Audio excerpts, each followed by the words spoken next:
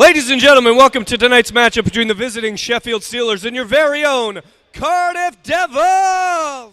Starting with number 2, Mission Burrito sponsor Carl Hudson. 12, Live Lounge sponsor Guillaume Doucette. 16, Beer Keller sponsor Chris Jones. 17, Eclipse Label sponsored Mark Richardson. 20, Glenmore Consultancy sponsored Gleason Fournier. 21, Wessex Garage sponsored Luke Piggott. 24, Royal Welsh Army sponsored Andrew Hotham. Number 25, Ryan Russell. 27, MH Flooring sponsored Joey Haddad. 33, Puckstop.com sponsored Ben Bounds. 41, Chris Fletcher Plumbing and Gas sponsored Josh Batch. 43, General Communications sponsored Mike Will. 47, Excellence IT sponsored Jake Morissette. 57, CDRA sponsored Chris Culligan. 67, Digital Profile sponsored Zach Hervado. Number 71, your player coach, CDC Specialist sponsored Andrew Lord. Number 74, EJ & Co sponsored Trevor Hendricks. Number 88, Cardiff Pat Test sponsored Joey Martin. And number 91, Manic Mechanic sponsored Thomas Kirka. Ladies and gentlemen, your Cardiff Devils.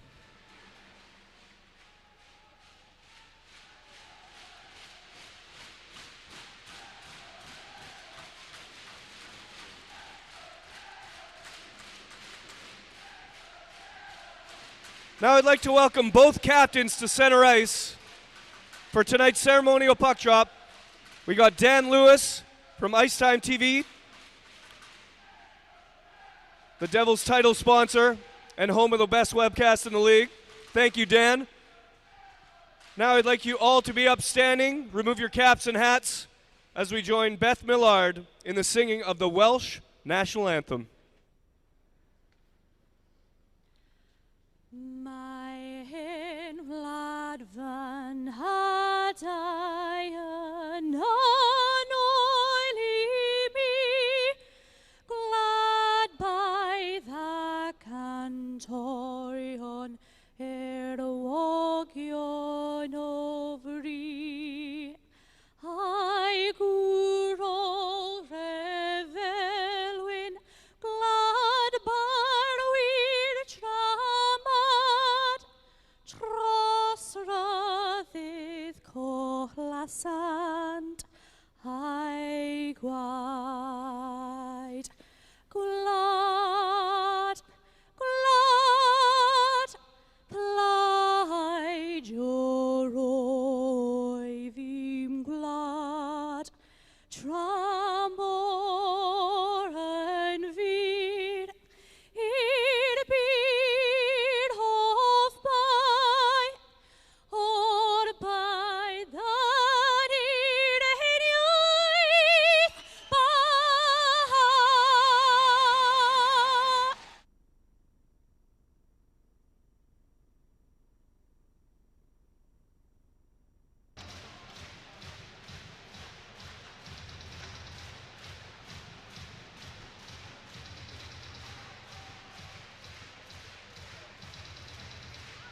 It's first v second in the Elite League, in the race for that Elite League Championship, and it's just got a big match feel tonight, just as it seems to have done the last couple of weekends. Alan Lloyd alongside John Donovan here, live on Icetime TV. I think I know your name by now, John. Starting goaltenders for the Cardiff Devils, it's Ben Bounds in goal. And he comes in with a 2.50 goals against average, .919 save percentage. Marek Pinch for the Sheffield Steelers, 2.71 goals against average, 0.895 save percentage. And that's going to be an interesting battle. We talk about how good Ben Bounds has been for the Devils. John, Pinch has been good, mostly of late for the Steelers, but find it a little tough in this building. Yeah, it was yourself and Gareth on last time, and I was a spectator up in the stands, and you watched the game a little bit differently from up there. But looking at Pinch, I just felt in the small confines of this arena where netminders do struggle coming in, he played very deep in his net and allowed a lot of bodies to get to the front of the crease. There were a couple of what you might call garbage goals, secondary goals off rebounds, and I think he just needs to be a little bit more aggressive in this building tonight. That would provide a foundation for the Sheffield Steelers in front of him. Tom Darnell is the referee, and interestingly, the Devils with a bit of a huddle around the bench and almost seem to be making Tom Darnell wait for things, and it's going to be Jeff LeGuille take the draw up against Andrew Lord for this opening face-off in this huge match. The Steelers who win the draw, Matthew Waugh will get that back to his defenseman Jace Coyle, and that one will get played just about out of the zone. No, it isn't. It gets fired in on Pinch. He'll just play the puck himself.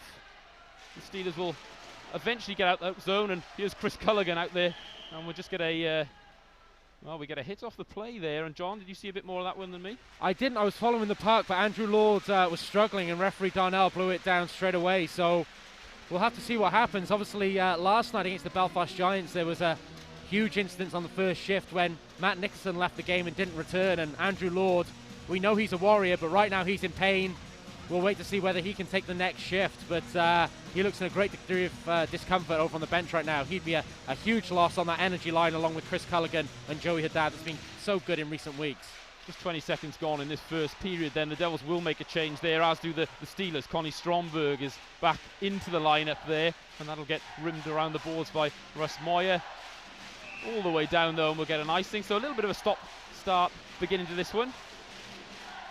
You mentioned that Stromberg is back in the lineup, Ala. Just touching on the scratches or players missing tonight, it looks like Dowd Mosienko and, of course, long-term injury victim Colton Fretter is missing from the Steelers. And for the Devils, Tyson Marsh and Lee Salters continue to miss out, with Mark Smith a healthy scratch. But you would think that's a huge loss for the Steelers, Dowd and Mosienko not being able to go in the big blue tent this evening. Steelers good on these first couple of draws. They get a chance to get it out here. This Russell, Pavato and Morissette line in the absence of Salters. Russell slotted in with a goal and an assist last night in the first period of his first game for a Cardiff Devil, and he was impressive, the ex-NHLer. He was. We interviewed him after the game, and we talked about the fact he just kept the game simple. Even an ex-NHLer can get nervous when you haven't played for 8-9 months, and you can tell that he skates very, very well. You have to if you played in the NHL, the EIHL, the top Swedish league. Very good defensively, but with that offensive upside, and 1+1 in the first period last night, you can't really wish for more on your debut. We get a look at the third line coming out for the Steelers now. Debian is out there with Phillips and Hewitt, who's likely going to get a regular shift tonight, as there's a hit off the play there, but the play continues, and Chris Culligan will work with the puck now.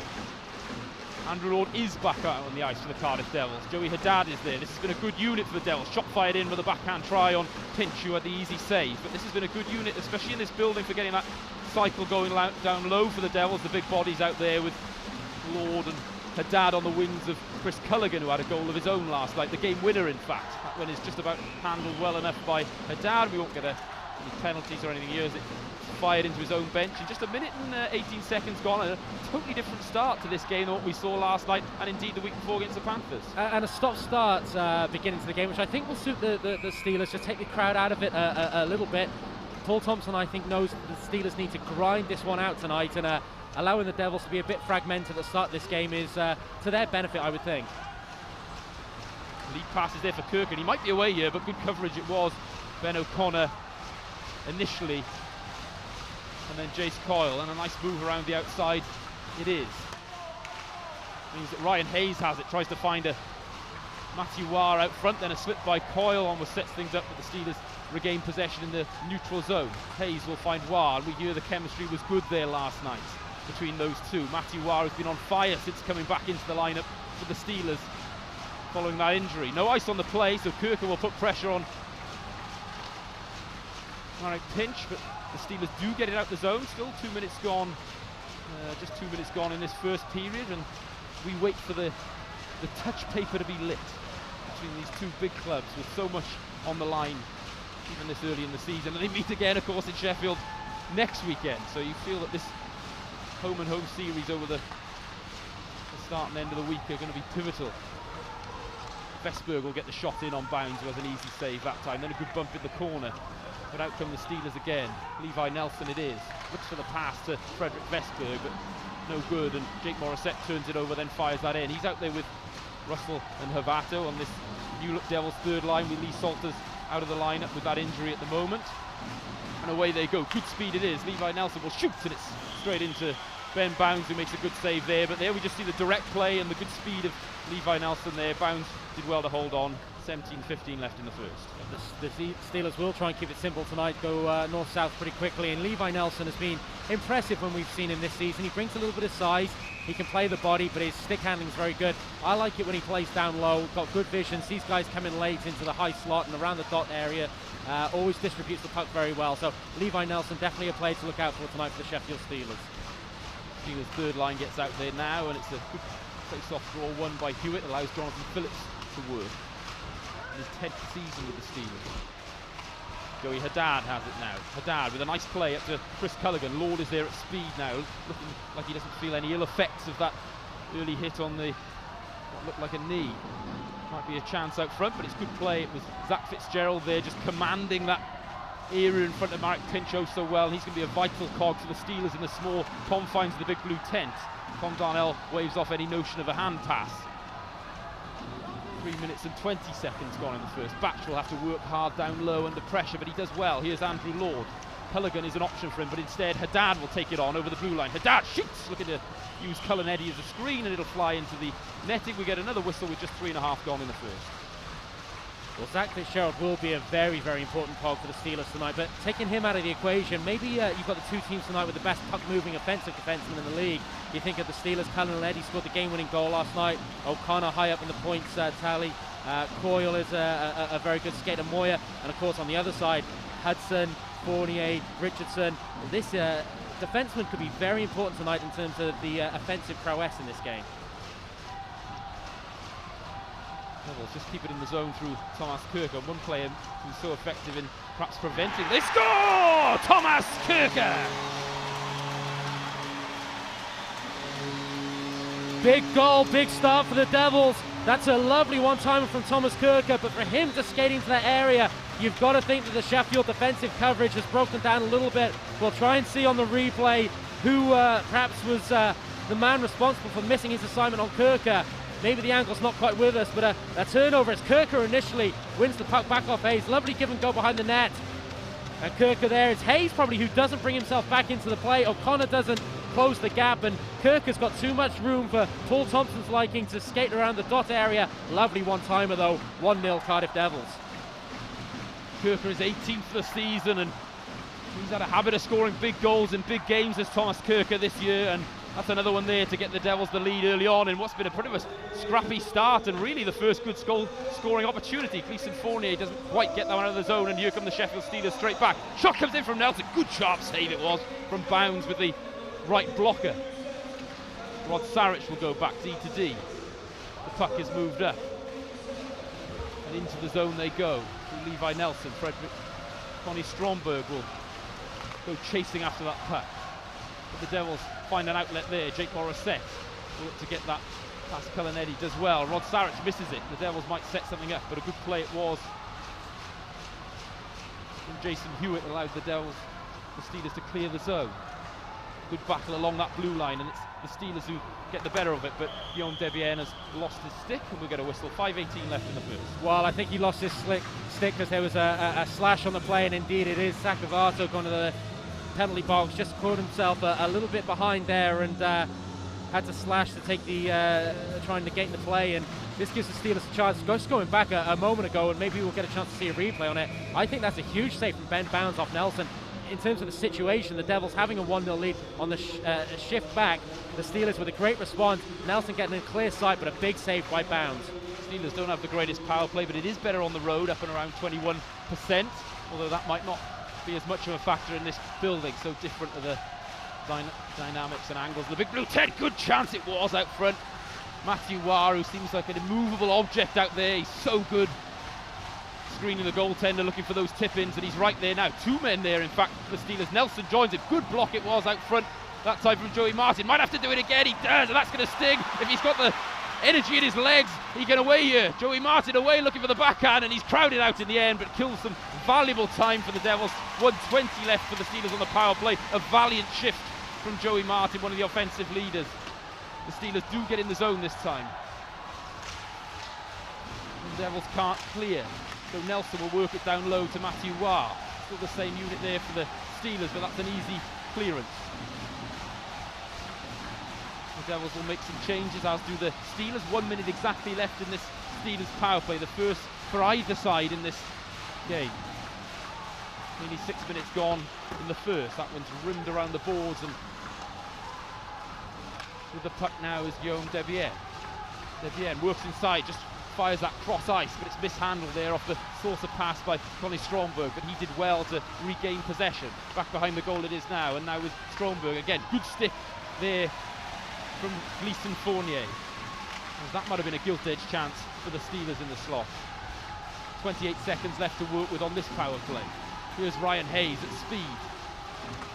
Connie Stromberg looks to work inside. Chance it is, and another good stop from Ben Bounds, who made a good deflection there to get that away from trouble. Jace Coyle has it now, walking the line. Goes to Stromberg again, a good pass, cross-ice. Shot comes in, another good save it was. Out front was Frederick Vesberg. This looks a good unit for the Steelers. Devils back to full strength, but the Steelers might get another chance. It's there, deflected play, and that's Frederick Vesberg again, with too much time for the Devils liking out front, but they've killed this one off, and Havato is away at speed, splits the D. Havato in on goal, shoots, big save it was. Marek Pinch there on Zach Havato. 13:04 left in the first. Huge save. The Steelers power play there. I thought the second unit looked better. Stromberg and Vesberg on the ice there. You've got two guys who can really distribute that puck, but it was a great kill from the Devils with a couple of heroic shot blocks, then a fantastic lead pass. Havato going in on net, but the Sheffield defenseman did enough, keeping him to his backhand side. The backhand shot was well saved by Pinch. Zach Havato there will battle in the draw, but the Steelers don't get it out. That one gets fired in, but it's wide of Pinch, and Rod Sarich will chase in his 10th season for the Steelers as well. Now it's there with Russ Moyer, but it's turned over. Chris Jones gets the shift after the Devils kill that penalty. It's now there with Jake Morissette battling up against Rod Sarich. The Steelers have possession and look to break the speed. Nice 1-2 tic-tac-toe play. Jason Hewitt, though, is offside, and we'll get a whistle with 12:36 left in the first. It does sound very trite, though, but we talk a lot about teams having to move from the big ice to small ice. Last night, Belfast Giants, their first couple of power plays maybe suffered a little bit. I've been fortunate enough to go to Sheffield a few times this year and commentate with Seth Bennett, and we commented a couple of times that with the slightly bigger zones at the Sheffield Arena, Sheffield defensemen have been pivotal on the power play, an extra foot or so to back up, control the play, walk the line. They don't have that time or room in the big blue tent, and maybe it's going to take a few power plays to get accustomed to that. Devils can't quite get it deep into the zone, allows the Steelers a chance to break, which they do. They get it up to Matthew Waugh, and he'll put pressure on Thomas Kirker now.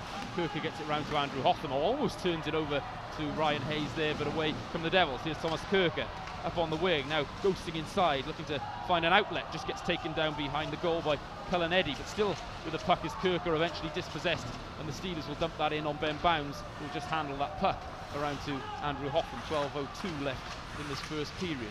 Pinching him was Jeff LeGuy, but Doucette makes a nice play up to Kirker, who then finds Joey Martin with a nice wheels to get around the outside of Levi Nelson, and he'll go for a change. Almost turned over there by Coyle, but both teams will make the changes they want and get the matchups they want out there, and that is the good lead pass up to Stromberg. Nice saucer play to the back door there. It's Levi Nelson. This has been a good looking line so far. Big hit. Trevor Hendricks just crushes Nelson in the corner, but the Steelers still have the zone time. Back with Nelson it is now on the point. O'Connor shoots through traffic. The puck is loose in front of Ben Bounds. He doesn't know where it is, but it's wide of him for now. Good pressure from the Steelers, but then that one hops over Ben O'Connor's stick, and it's relief for the Devils with 11:17 left in the first. Alan, I appreciate he was a healthy scratch last night, but I really like the look of Stromberg. He's got his stick on the ice the whole time. He's looking for the puck. We know from his stats he's a playmaker. He's got a lot of points in a lot of good European leagues, particularly Denmark. He looks a high-end player. Paul Thompson thought his reaction to being scratched yesterday was a superb one. He came to work. He worked hard on the ice in training, and then offering to take notes and things like that, and that's a sign of veteran player, 40 years old now, Stromberg, and he's been there and done it, and that's a good sign. Absolutely, and he wants to win a contract, but just looking at him, and I know this sounds silly because obviously you've got to skate a little bit with your stick up, but when the Steelers are in possession, his stick doesn't seem to leave the ice. If you watch him, the stick's on the ice, ready to receive a pass, ready for a one-timer. It's kind of an interesting stance he's got, but he just looks a very good player to me. He can obviously move the puck, distribute the puck very, very well. Steelers do enough to win that draw, and the puck is clear, but only as far as Carl Hudson, 1+2 last night for the Devils. Big power play goal as well. Here's Zach Cavato, who started this game with a skip in his stride. That one gets fired in on bounds. We get a whistle, 10:38 left in the first. And the Steelers have responded quite well since the goal. The Devils taking that 1-0 lead. They had the power play. I thought the second unit looked better. I think you're right. Vestberg and Stromberg are the two we've mentioned. Levi Nelson, I think, is looking good tonight. On the first shift of the game, I thought that Laguiwa-Hayes line looked to have a lot of energy about them and want to move the puck. So the Devils may want to look for a particular line match against that. We'll see as the evening goes on. Yeah, and the Steelers perhaps with more offense on those top two lines than on their third line. The Devils, of course, we know have that offensive depth in all three lines. So, and that's the kind of thing they can work to their advantage as well in the big blue tent where they get the last change. It's there with Doucette now. He's got Kirker up on the wing, but that's just going to bobble over his stick and mean that Doucette is offside. But Kirker takes his time and gets that back to Hotham, and Hayes eventually turns the puck over off the loose pass. Good lead pass from Legui. He'll just tip that in. No ice on the play, so Matthew Waugh will put pressure on Andrew Hotham. Hotham there just takes too much time. Shot comes in, and it's Jeff Legui, and what a play again. That's Mark Richardson there. Hotham turns it over. Richardson with a good play. Maybe Bound's got a piece as well. I think that's just credit to Mark Richardson, who's put off Jeff Legui there. It's Ryan Hayes, who is a bit of a kind of a buzzsaw. He goes around, and whilst he's a very good goal scorer, he does the dirty work as well. He'll go to the corners, he'll turn over pucks. For a small guy, he plays a big game, and he's looking to make an impression with the Sheffield Steelers. He created that turnover on Hotham, and Legui had a little bit of time, but Richardson getting over there, making a desperation play, just did enough to put the third highest score in the Elite League off. We all know what Andrew Hotham can do. That's a good cut-out play from Zach Fitzgerald, but perhaps just one of those occasions there where you take a look who the opposition players are on the ice before you look to take that play out of your own zone. Levi Nelson seems to be in the thick of everything so far for the Steelers, and his line has been good. Hudson will go to Easton Fournier with a nice pass up to Jake Morissette. Huge hit from Zach Fitzgerald, absolutely level Jake Morissette, and sets up the offensive chance for the Steelers. Shot comes in and it sets the Devils on the back foot. Steelers now look to build off that. Big hit comes in from Hudson on Levi Nelson just to answer that one back, but that was a bone cruncher there from Zach Fitzgerald. As clean a hit, as beauty as a hit that you'll see. Well, that's three tonight, one on Lord, one on Novato, and that one there, and as you rightly say, all clean, all good. Zach Fitzgerald playing very well in this building. And the Devils, of course, without Lee Salters in the lineup, just a little bit less toughness throughout the lineup to answer that call, perhaps not able to hit the bodies, but you can tell Andrew Lord has got a bit of a bee in his bonnet here, along with Joey Haddad, and then Lord battles down low. Then we get a cross-check, Fitzgerald and Haddad, and now we get a melee in front, and Fitzgerald has dropped the gloves with Haddad. Is that out there? Trevor Hendricks, my apologies. Hendricks and Fitzgerald are going to go, and Hendricks goes down from the punches to the helmet of Fitzgerald, and that's just Trevor Hendricks stepping up for his team. He is. He's going to get the instigator penalty, I think, though, because Darnell made a signal, because Hendricks skated from the blue line to take that fight, and you're right, stepping up for his team, I've got no problem with. Fitzgerald, he's getting booed right now. I think he's doing an absolutely fantastic job for his team in this ring, playing a great physical game. Hendricks there, he'd had enough. Fitzgerald had laid a couple of hits. Hendricks thought he'd answer the call. He skated in from the blue line. From my eyes, we'll see what Darnell calls, but he pointed at Hendricks straight away. I think there's going to be an instigator call on that play, and the Devils might suffer a little bit, but Hendricks there, he is the team guy. He's got to step up, but Fitzgerald is having a huge impact in this building, and I've got absolutely no problem with what he's doing right now. Are we going to see an initial 2 minutes on Fitzgerald for any cross-check there, or is that just good hard play in front of the net? I think that's good hard play. There was no arm in the air, and I think he's got a right. There are a couple of love taps there. There's nothing too sinister in those, but I like Hendricks stepping up. There's been hits on his teammates, so I think that's the right time to take a fight. Obviously, the fight itself wasn't great, but both of those guys sitting in the penalty box right now. I've got absolutely no problem with what they've done so far this evening. Absolutely, and you felt the way that Fitzgerald was playing, that you may see a reaction to that. We saw a slightly different dynamic last night where Matt Nicholson decided it was time on the opening face-off to put a marker down for his club, who'd had a few losses in a row. Fitzgerald goes about it in a different way. He says, hey, I'm going to play just the way I want to play in your building, and you're going to have to come after me if you want to stop it. Well, I think you've made a great call. Fitzgerald is no mug. He's played, 400 AHL games. He's looked at the Devils lineup tonight. Lee Salters is in that lineup. I think he thinks he can play a more physical game, and obviously there was that great fight up in the Sheffield Arena a few games ago, but Salters isn't a presence here tonight. I think Fitzgerald can step up and play that more physical game, and it's all clean. We should say it's all clean. He's doing nothing wrong so far, entirely effective for the Steelers, but credit to Trevor Hendricks, always a guy who will stand up for his teammates.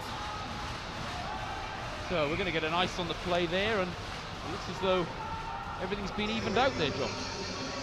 Well, I like to see that. Let's keep it 5-on-5 hockey. It was just Darnell seemed to have eyes fixed on Hendricks as he skated in from quite a distance from the blue line to take the fight. There was an interesting piece with Tom Darnell refereeing a game in Sheffield. There was a fight up there, and I think perhaps Ben O'Connor was involved in that fight, if I remember correctly, and he sort of said, well, both players knew what was happening there, and he had judged it to be 5 each, even though there wasn't much of a fight. And I wonder whether he's looked at that there and said, Fitzgerald knows he's going to get a reaction there, I'm going to just call this as it is, as a good hockey play for both sides. I hope so, and if he has, I think that's great refereeing. Credit where it's due. Here come the Steelers at speed. But a mishandle means the Devils will regain possession. It was out in the zone though, so Kirker will have to dump it in for Guillaume Doucette to chase. Good play down low from Ben O'Connor, but the Devils turn it over. Doucette will shoot, and it was well blocked out front in the end as the Devils are crowding that area in front of him. Might be a chance now as Kirker goes heads up and goes back to Andrew Hotham. Hotham D to D this time. Inside it is to Joey Martin. Now back to Mark Richardson working the corner there with Jonathan Phillips for company. 7:53 left in this first period, still 1-0 Devils. Good battle down low, and the Devils will try and bring that out of the corner. They bump into each other though, and that sets up a 3-on-2 situation for the Steelers, but Hewitt is at the end of a shift and will go and change, and O'Connor will just dump that in. Martin comes in with a nice hit on Ben O'Connor there and turns that over. Morissette is back and looking lively after taking that big hit from Zach Fitzgerald. The Steelers will dump that in the zone, and we get we do get icing called there, and that seemed to be extremely close to the Devils player. No call, 7:22 left in the first. Well, I thought they might have just touched Hudson's stick there prior to it going behind the goal line, but Matt Rose, who did a great job refereeing last night in relief of Dean Smith, called that icing, and there was a little bit of a scrappy play there in the Sheffield zone, but they were having difficulty clearing the puck, and we saw last night against the Giants from both teams, you have to make sure you get your clearances in this ring with the small zones. Any turnovers, any bad turnovers immediately lead to a scoring chance. Steelers there turn the puck over again in their own zone, eventually regain it. They've been reasonable in the face-off circle tonight, but then turned the puck over a few times quickly after the draw. Matthew Waugh will battle with Carl Hudson. Big hit again comes in, but 48 gets the better of that one. But the Steelers have been good and aggressive, and you can tell they've got the markings of a Paul Thompson side. He's going to make his side work hard here and give no quarter to this Devils team. Shot comes in, might be a chance there, but Pinch will hold on. 6:53 left, and then we get another little ruckus in front of the goal there, and you've got to love the way the Steelers have come into this building, the way they're playing the game. Matthew Waugh this time leading his side from the front. And you've got to love the way the Devils are responding. Two teams, these are two top of the table teams going at it, and this is going to be a good one, folks. I've got to say, in his first few shifts, as we see Waugh and Havato continue to share sweet little nothings to each other, and we'll see if that develops. But Alan, for me, Ryan Hayes looks like a Sheffield Steeler. He looks like a goal scorer, a quality hockey player, but also with that nasty side, that edge, as we see a replay of that incident in front. Saric just not liking the net front presence there. But again, that's good play from Havato, because that's a trade the Devils like. No penalties that time, but I seem to remember Matthew Waugh picking up a penalty last time in here when he went after Zach Havato. And for a player like Havato, who's that rink-rat kind of player against one of the league's best offensive talents, that's an exchange he's enjoying every minute. Oh, agreed, and that's not devaluing what Zach Havato brings. He brings an offensive side as well, but Matthew Waugh is one of the elite players in this league. That is a good trade for the Cardiff Devils. Here's Andrew Lord working that puck. 6:44 left, and the first shot comes in there, and again, a good chance for the Devils off the one-timer. That one gets flipped out, and Josh Batch will handle. No offside or icing on the play. Connie Stromberg will chase, but it's up to Andrew Lord. The Devils do get it out of the zone, but Cullinetti will fire it straight back in. Andrew Hoffman will have to use his wheels to get away there, and he does. Good play from Lord as well with the outlet, and Chris Culligan will try and get that in the zone, but is turned over. Away come the Steelers again. Levi Nelson at speed. Good pass inside. Frederick Vesper back at try. Big save from bounds there. And this line looks to have so much chemistry in this building. Nelson there goes back to Stromberg. Vesberg is ghosting in at the back door. He has the puck now. 6 minutes left in this first period. Jace Coyle will fire that one in. It's there with Nelson. But the Devils do turn it over. Here's Chris Jones who will dump that puck in and chase while the Devils will make some changes. The hit comes in the corner from Russ Moyer. He is in a battle with Chris Jones while he waits for the cavalry to arrive. And here's Zakavado. Chance out front. Oh, it was in the skates in the end of Luke Piggott, this Devils fourth line shift, but the pass just went straight into his skates. And with the goal gaping there with Pinch not reading the play. And now we get a call, and the Devils are going to go to the power play. And I think it's a retaliatory call, which is the worst call in hockey. Luke Piggott finishing his hit. It was behind the play. I didn't see it myself, but it's a slashing call. I saw Luke Piggott out of the corner of my eye finish his hit, which he's going to do. He's an energy player, and I think there's a retaliation call there on Jake Coyle, and that's not one he's going to like. When we talk about trades, the Steelers looking at losing a high-end defenseman there. But just going back, before the Devils had that scoring chance, boy, that Stromberg, Nelson, Vesberg line, they can all skate, they can all manage that puck. That's going to be a hard line to keep the puck off all night. They're really leading the charge so far for the Steelers. And they look to have an instant chemistry as well. Shot comes in from Carl Hudson, and it was a good save. Hudson with a bomb last night. And got the power play goal. The Devils, of course, 3 from 3 on their first set of power plays. They eventually went 3 from 6 on the night. And the Steelers clear the zone, 1:40 left in this Devils power play, 5:08 on the period. Here's Andrew Hoffman.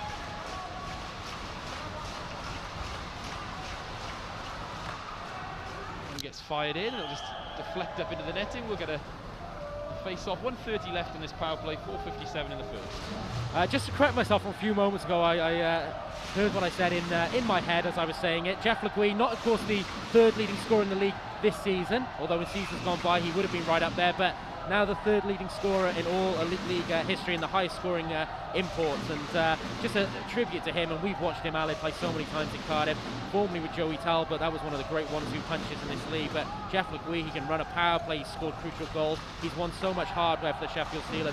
Always a player I've enjoyed watching, and still now, even with veteran status, a high-class player. Usually very, very good against the Cardiff Devils as well. Devils on the power play here, 1:15 left. Moved out, chance there is, shot comes in, they score! Gleason Fournier is first as a Cardiff Devil. Again, even short-handed, I think Paul Thompson's going to have problems there with defensive coverage. It's guys making late moves, coming to that high slot or dot area, and just no coverage around them. I think it's Morissette there with the great management of the puck, waiting for Fournier to make his move. We'll see the setup here. Doucette, great battling in the corner. Culligan goes after it as well, and it's Culligan, with the great pass. Fournier ghosting in from the blue line, and Hayes again maybe defensively is a little slow on his feet there to get the coverage. Welcome to the Cardiff Devils, Gleason Fournier, such an impressive performer in his 4 or 5 games since joining. He now gets his first goal, and what a big goal. 2-0 to the Cardiff Devils with 4 minutes and 38 seconds remaining in the first period. Devils power play is such a crucial weapon, and we talk about how the Steelers penalty kill on the road is not one of their best assets, and the Devils make it pay there with Fournier's first on the season, or at least as a Cardiff Devil. The Devils looking to create some more offense again, now with straight with the Doucette, Martin Kirkeline back on the ice, and Hoffman and Richardson. Down low with Thomas Kirker. Kirker looks for the pass out to Andrew Hoffman with 4:10 left. Just fired in there, and it's just past Marek Pinch. Joey Martin is, well, he gets that back in the end, and Richardson will keep that in down low to Guillaume Doucette this time, with Martin going towards the net, and Kirker out front. Good battle down low with Jace Coyle. He gave up that penalty that led to the goal, and pushes that forward this time. Ryan Hayes, who then gets finished on in the corner. And the battle is there down low. Ryan Hayes then gets just a bump from behind as well, as the Devils will look to put pressure on him.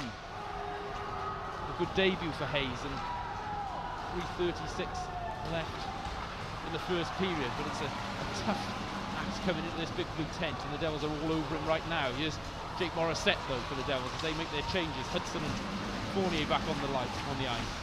Havato and Russell out there too. It's with Russell now. Russell just makes a play over to Morissette, but it's a good cut-out play from Connie Stromberg. Over it goes to Carl Hudson now. Good outlet there for Zach Havato. Havato is hassled by Levi Nelson, but eventually Hudson will get a chance to free that puck from the Steelers' forecheck. 3 minutes left in the first then. That's turned over. The Devils will come away with the puck. Here's Russell up along the wing to Zach Havato. Gets a bump from Rod Sarich.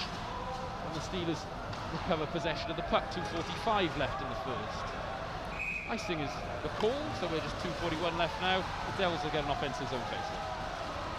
Well, both teams have been a little bit guilty at times of giving up the puck cheaply. Particularly though, I think the Sheffield Steelers, apart from that Nelson line with Stromberg and Vesberg, that's the line so far that's protected the puck the best for the Steelers and created scoring chances for them. The other two lines really need to come up to that standard to give the Steelers a little bit of a foothold in this game. The Devils, they're living a little bit on scraps. It's just the high pressured forecheck. It's turning over pucks in the Steelers zone and then generating scoring chances as a result. So it's not been a whole lot of great constructive play by the Devils, but just a high energy game, turning over pucks, and they've got the 2-0 lead as a result.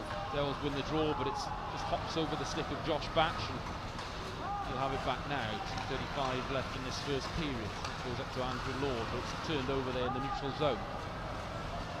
Trevor Hendricks is back on the ice, as is Zach Fitzgerald. Both combatants out there. Big hit again from Fitzgerald, who starts just where he left off before that scrap. Joey Haddad down low, and Andrew Lord is there. Lord in a battle with Fitzgerald now, and Culligan will shoot, it's there, just whistles wide of Marek Pincher. This is such a fascinating match, a big hit again in the corner. We're going to see a bit more here. Guillaume Debienne is on the ice, Josh Batch is there, and he's ready to go with Fitzgerald.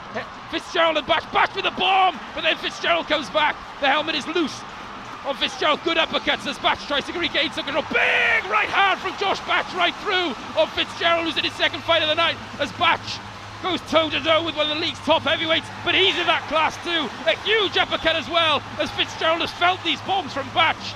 The punch count is with Fitzgerald, but the quality was from Batch. What a play from Josh Batch there.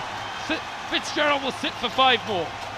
Ladies and gentlemen, Josh Batch is a heavyweight. Zach Fitzgerald, not taking anything away from him. His first shift back out on the ice was still laying hits. Him and Andrew Lord were having a great battle. Josh Batch stepping in for his player coach, say, I'm prepared to go with you. Boy, what a fight. And Josh Batch to initially take that first punch and get up and stay with it. He is a very, very tough man. Zach Fitzgerald is a tough guy. They were landing bombs right there. The chances you got battered, he certainly didn't. That was a legitimate heavyweight fight with both guys going at it, and they took as many punches as they gave. Fitzgerald had the better of it early on. That punch there for Batch to come back up from that. Kevin Batch, watching at home, be very proud of your son on that one. But those guys continue to land bombs, and that's one of the best fights I've seen, not just this season, in my 30 years of watching Cardiff Devils ice hockey. Credit to both men, the toughest job in hockey, as Andrew Lord described last night in reference to the Hendricks and Nickerson fight. That's 2 warriors going at it. Huge respect for both men, and what a fight that was, John. Can I echo that? Huge respect for both men. Zach Fitzgerald is doing everything right in this building so far and playing that high-end physical game. Huge respect for both guys, taking punches, throwing punches. That's the fighting in hockey I think you want to see. Last night, it was at stage. You had 2 tough heavyweights going at it from the first bell, but neither guy had warmed up, neither guy was really ready. I didn't think a fight like that particularly felt natural to me in the game. That felt like a natural fight there, and it was a quality fight, and Josh Batch rightly gets a standing ovation as he leaves the ice. Whether he needs a little bit of treatment, whether there's a little bit of blood, we're not sure.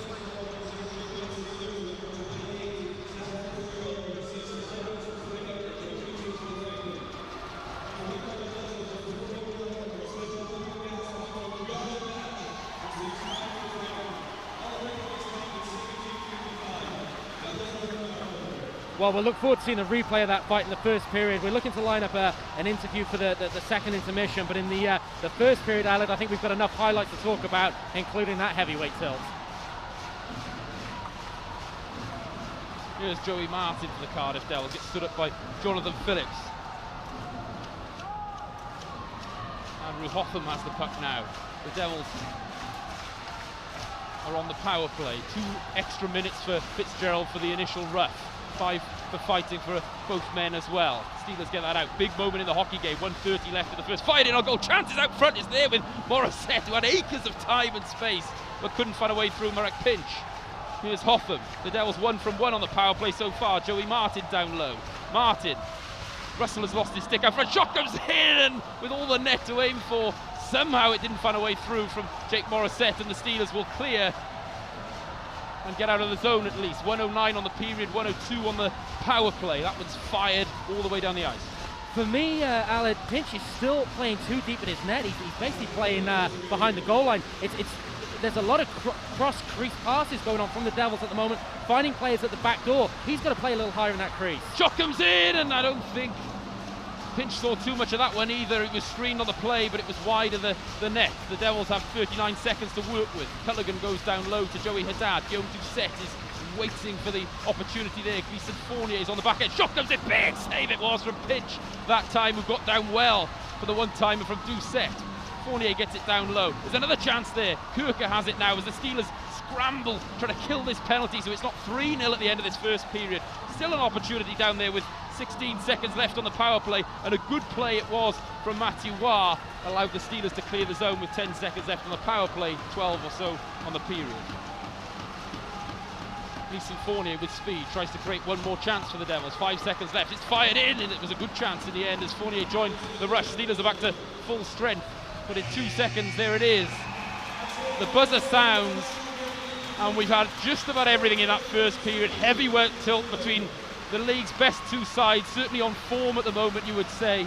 High caliber offense, some great goaltending, and one of the best fights we've seen for a number of years. Oh, fantastic first period, and Zach Fitzgerald shouldn't be getting booed off the ice right now. He should be getting applauded, because I thought, as trying to stay as neutral as possible, he really was fantastic there in terms of his physical play early doors, trying to muscle the Devils, who are missing Lee Salters, but the Devils responded in the way they should. That's just all-time hockey. That's great hockey. You've got defensemen clearing the net. You've got tough guys stepping in for teammates when they don't want their teammates to take on fights. Initially it was Hendricks stepping up, and then Josh Batch stepping up when his coach was having a little bit of a battle there with Fitzgerald. No booing, no villains in that one, just good all-time hockey, but importantly for the Devils, they lead 2-0. And when you put that Lord, Culligan, Haddad line up against Fitzgerald, and that's a matchup presumably that both clubs are happy with, that's a combustible situation.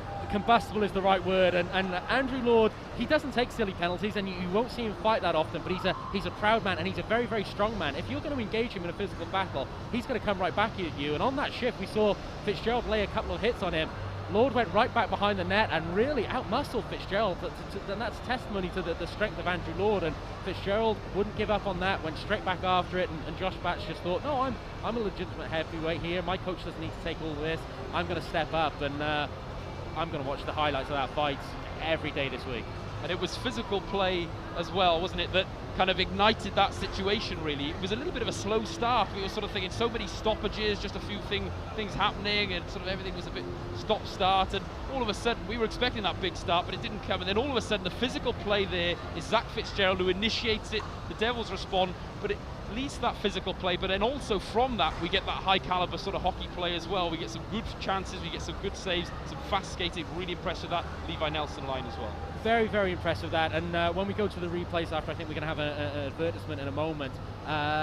Just in terms of the Steelers, and I remember commenting on when they first came into this building earlier in the season, a couple of times their defensive coverage broke down, and that's really, I think, the difference between the two teams so far, is that when the Devils have managed to get that zone time and created a couple of chances, the Steelers' coverage has broken down for the Kirker goal and for the Fournier goal. I know the second goal was a power play goal, so the numerical advantage, but I still don't think you can have those players skating late into lanes, in high slot areas, around by the dots. You've got to have your head on a swivel and know where those guys are. So I think Steelers and Paul Thompson will be unhappy with that. But no, as you rightly say, after a little bit of a stop-start origin to this game, from about the 5th or 6th minute, and of course the first fight, from then on in it was just pretty high octane. The crowd were into this, and as I said, the term I use for it, just good old-fashioned old-time hockey. And just briefly, John, as well, we just mentioned the scratches earlier, just to talk a little bit more about them. It's pretty obvious to see the hole perhaps that Lee Salters leaves, but that Hendricks and Batch doing a good job to cover up that gap for the Devils. For the Steelers, Tyler Mosienko's a huge loss, isn't he? Because we talk about the offense generated from defense. He's one of the best forecheckers in the league at harrying defensemen, and that's allowed the Devils to create those offensive zone opportunities. He is. I think you've hit the nail on the head there. Both Mosienko and Dowd are huge misses together, but Mosienko's another player who's just designed to play very well in this building. He's not a big tough guy, but he's a feisty guy who will go and forecheck, who will lay hits in the corner and turn over pucks. He's such a good skater, and that's important in this building. When you stop-start, you're twisting and turning very quickly on a smaller ice pad. If you're a good skater, you can get a little bit of advantage, a little bit of separation on your defensive man, whoever's covering you. So I think Mosienko is a huge loss for the Steelers tonight. When you and I looked at the team sheet before the game, we were surprised. We assume it's an injury. We'll try and get clarification on that, but we immediately looked at each other and said that's advantage Cardiff Devils, and right now it is advantage Cardiff Devils. Thanks for now, John. We're just going to take a pause for a moment for a message from one of our sponsors, and then we'll be back with some highlights of that high-octane first period. The Devils take a 2-0 lead heading into the second. Welcome to A to Z Computing.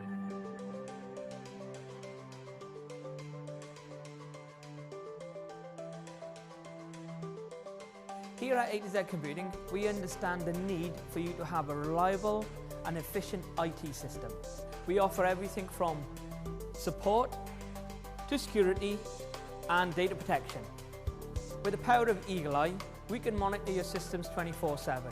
It allows our engineers to fix any issues that occur before it's too late. Being part of Intel's Gold Partner platform allows us to produce technology which doesn't actually exist for anyone else to use. That's from PCs to laptops to servers. We can supply the full infrastructure. A to Z Computing also offer hosted solutions from virtual desktops to encrypted and secure emails. For further information, please contact us on 01633 676 543 or visit our website.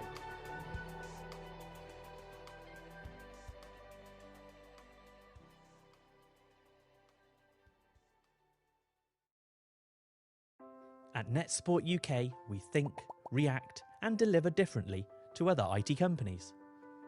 We take a blank paper approach to every challenge and always start by listening, finding out what you're trying to do, how you want to do it, and where you want to get to. We know that there's no off-the-shelf solution that fits all. Once we have all the pieces in the right places, know all the ins and outs, understand your business, we'll advise solutions that support your plans. We don't believe in static, stiff networks, choking progress, but liberating cloud solutions that flex and evolve with your business and your strategy. You need your IT ready to grow with you and to move at your pace. Strong and resilient and packed full of choice. With support designed around your business, ready to react when the heat is on. Robust solutions that protect you because your safety is paramount to us. The safety of your networks, your information and your people, right through your business, inside and out. We pride ourselves on our in-house expertise and the relationship we have with the industry. We've got the brains to make it successful and the partner solutions to make it sexy. We value relationships and love being on the journey with you, with a personal approach to solving problems and a team proud of their reputation and the work they do. Always learning, always evolving. Advise, build, support and protect. From NetSupport UK.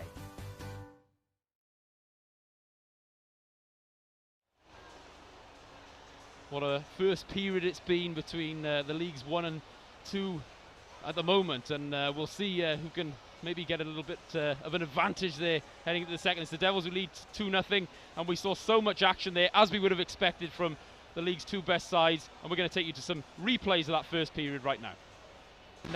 1+1 in the first period last night. You can't really wish for more on your debut. And we get a look at the third line coming out for the Steelers now. Debian is out there with Phillips and Hewitt, who's likely going to get a regular shift tonight, as there's and then Jace Coyle, and a nice move around the outside it is.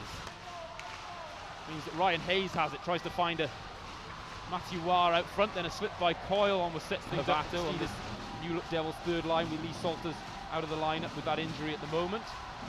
And away they go. Good speed it is. Levi Nelson will shoot, and it's straight into Ben Bounds, who makes a good save there. But there we just see the direct play and his 10th season with the Steelers. Joey Haddad has it now. Haddad with a nice play up to Chris Culligan. Lord is there at speed now, looking like he doesn't feel any ill effects of that early hit on the 3 minutes and 20 seconds gone in the first. Batch will have to work hard down low under pressure, but he does well. Here's Andrew Lord. Culligan is an option for him, but instead Haddad will take it on over the blue line. Haddad shoots, looking to use Cullen Eddy as a screen, and it'll fly in the offensive prowess in this game. Devils just keep it in the zone through Thomas Kirker, one player who's so effective in perhaps preventing. They score! Thomas Kirker! Big goal, big start for the Devils. That's a lovely one-timer from Thomas Kirker, but for him to skating start, and really the first good scoring opportunity. Gleason Fournier doesn't quite get that one out of the zone, and here come the Sheffield Steelers straight back. Shot comes in from Nelson. Good sharp save it was from Bounds with the right blocker. Power play, but it is better on the road, up and around 21%, although that might not be as much of a factor in this building. So different to the dynamics and angles. The big blue tent, good chance it was out front.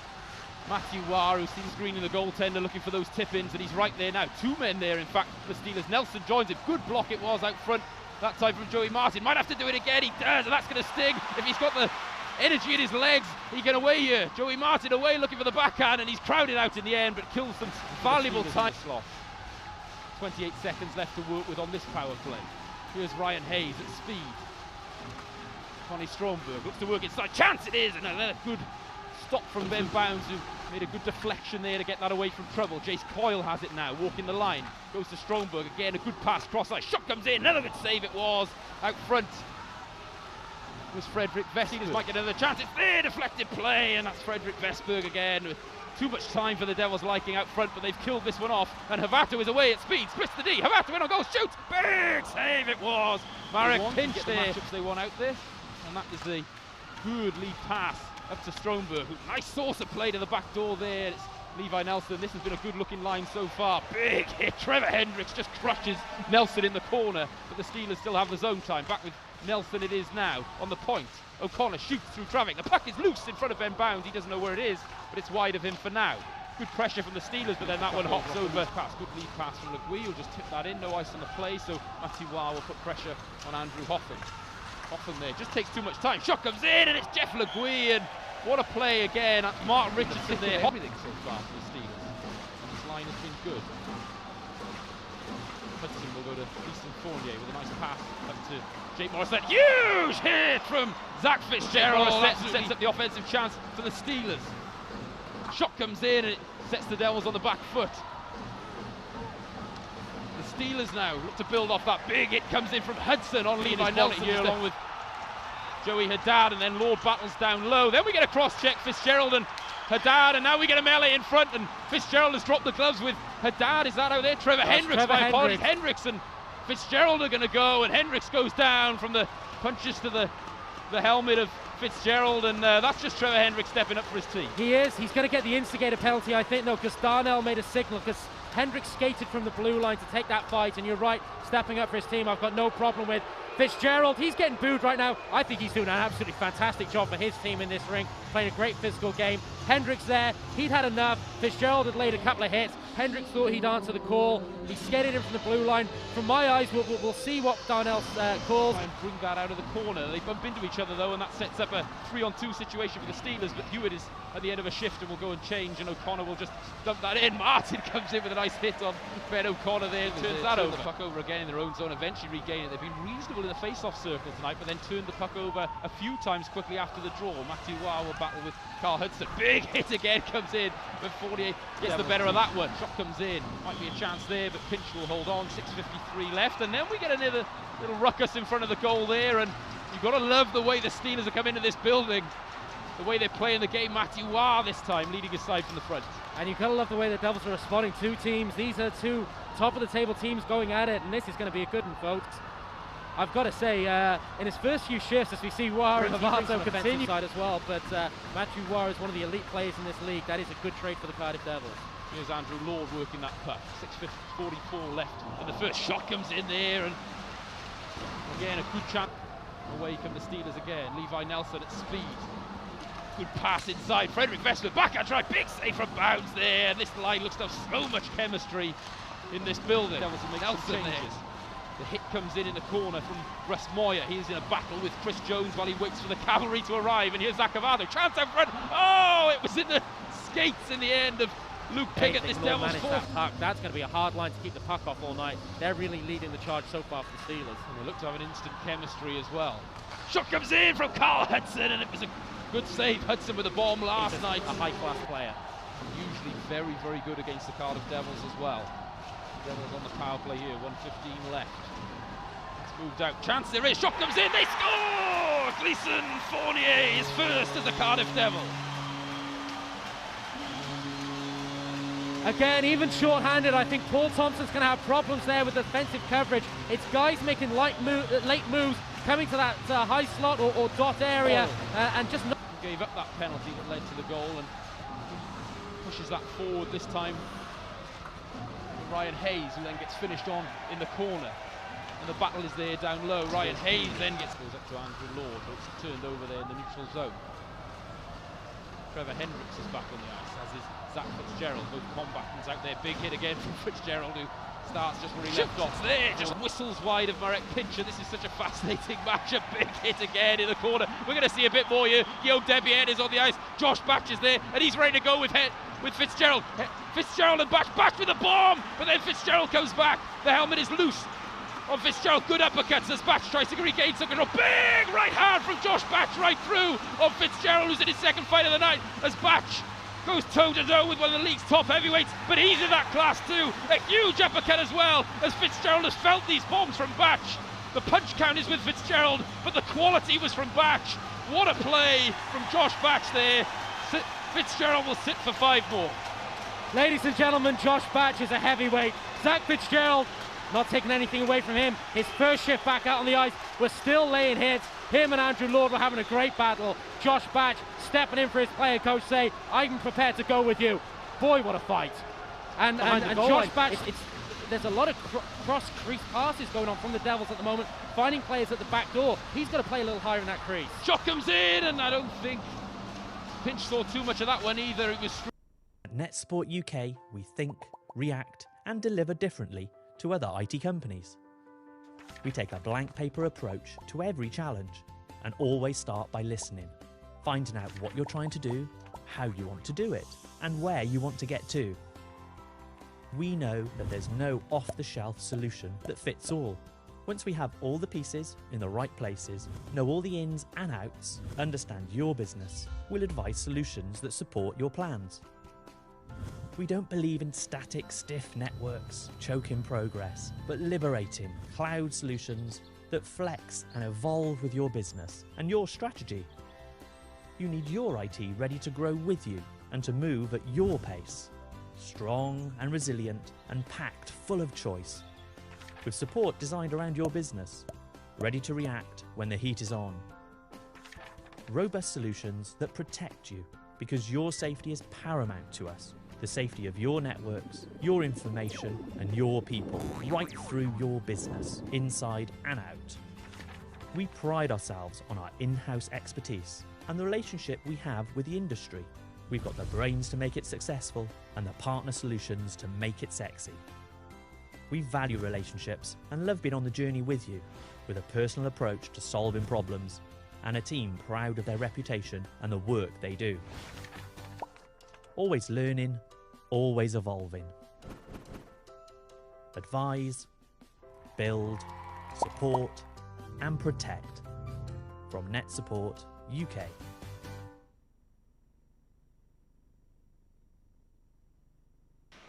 back here live on Ice Time TV. Cardiff Devils take a 2-0 lead into the second period against the second place club, the Sheffield Steelers.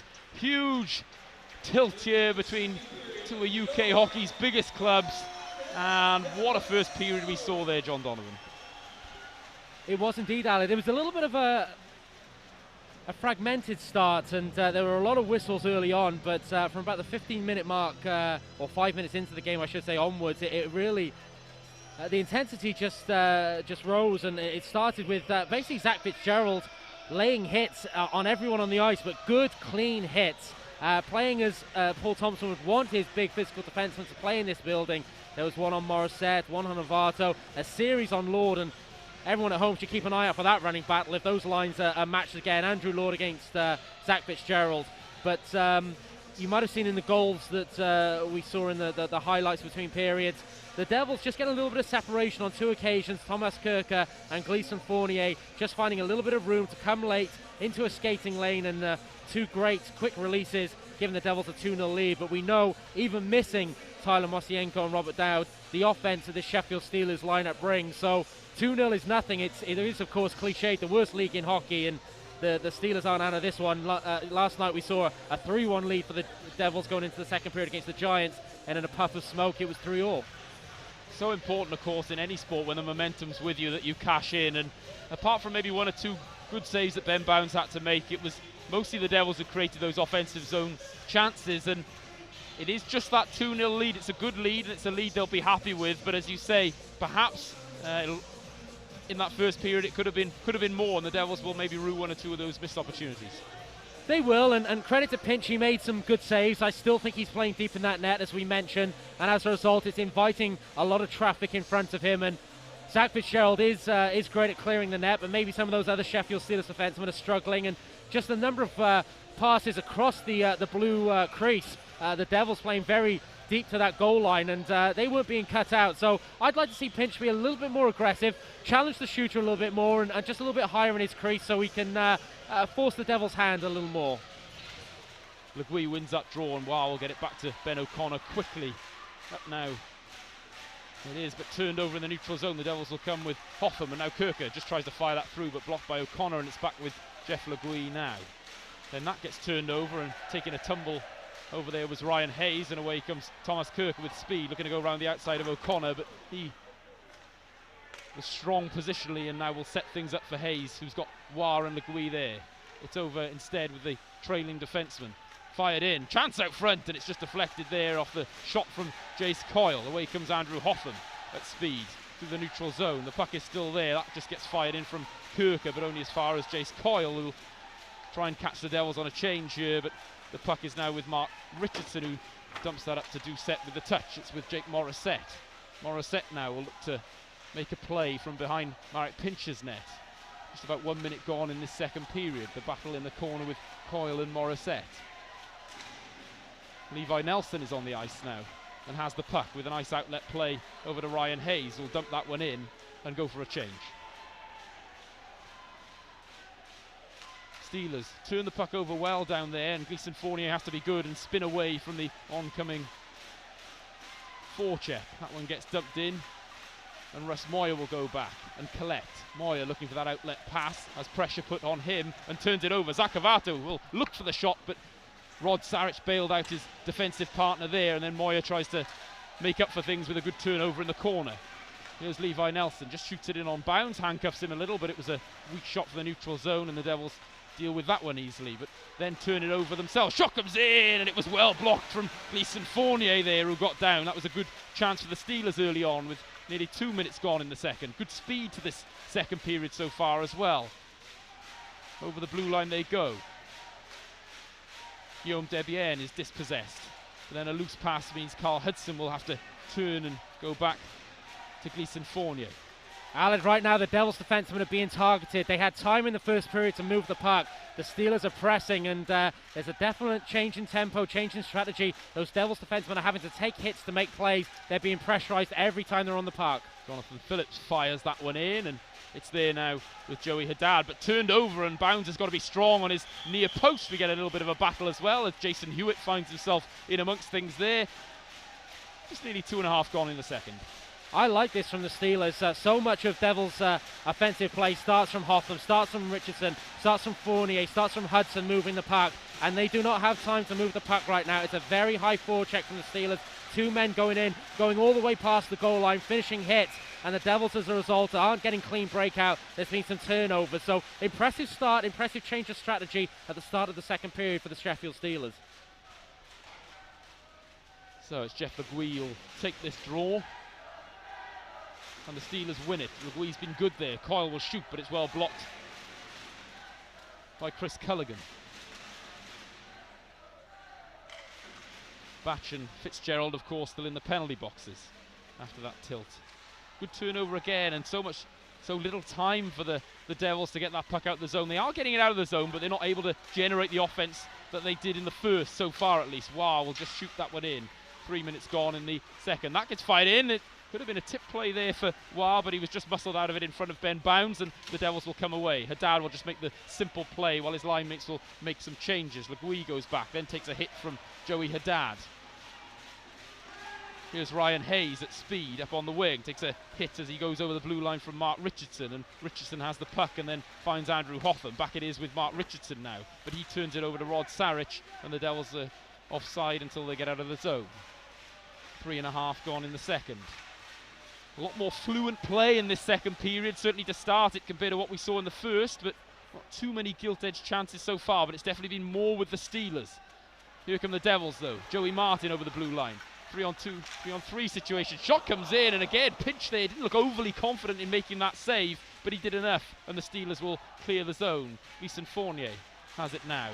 Rink-wide pass over to Thomas Kirker, who can't quite corral the Saucer pass, and the Steelers will get that one out of the zone with Guillaume Debienne, who sets away Frederick Vesberg. Vesberg is there with Nelson. Vesberg goes in on goal, but is checked out to the outside there, and a good play from the Devils defenseman not to give away the penalty on that occasion as well. It was Carl Hudson. Fournier almost has a chance, but is well dispossessed by Ben O'Connor, and now come the Steelers the other way. 4-on-1 situation. Shot comes in, big save from Bounds. Steelers 4-on-1 there, and perhaps the option wasn't to shoot.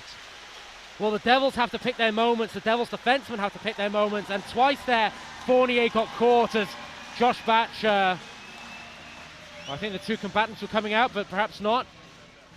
Yes, we do see Josh Batch returning to the ice. That's getting the chip. But Fournier on the line change first of all. Doucette was left as a defenseman. The Sheffield player recognised that intelligence, burned past Doucette, who was trying to play the puck rather than the body. And then again on the second chance, Fournier jumping too high into the play. Steelers win another offensive draw and fire that through, and then another shot comes in and it whistles wide of bounds. The Steelers have been good in the face-off circle, and particularly at the start of this second period. And the Devils right now a little bit starved of puck possession. Here's Zach Havato with Ryan Russell, dumps it in for Jake Morissette to chase. Back is Ben O'Connor. Jace Coyle can't get a hold of it though, and that one is back with Zach Havato now.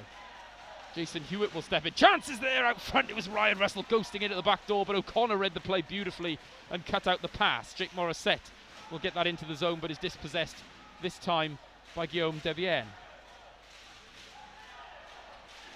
Trevor Hendricks, nice lead pass it was from Hendricks, sets away Ryan Russell with speed. Russell inside, shot comes in, big save from Pinch there with a left glove. He's still right back in his crease and still down in his pads, looking to find a way through the massive humanity in front of him, and eventually the Steelers will clear with 5:15 gone in this second.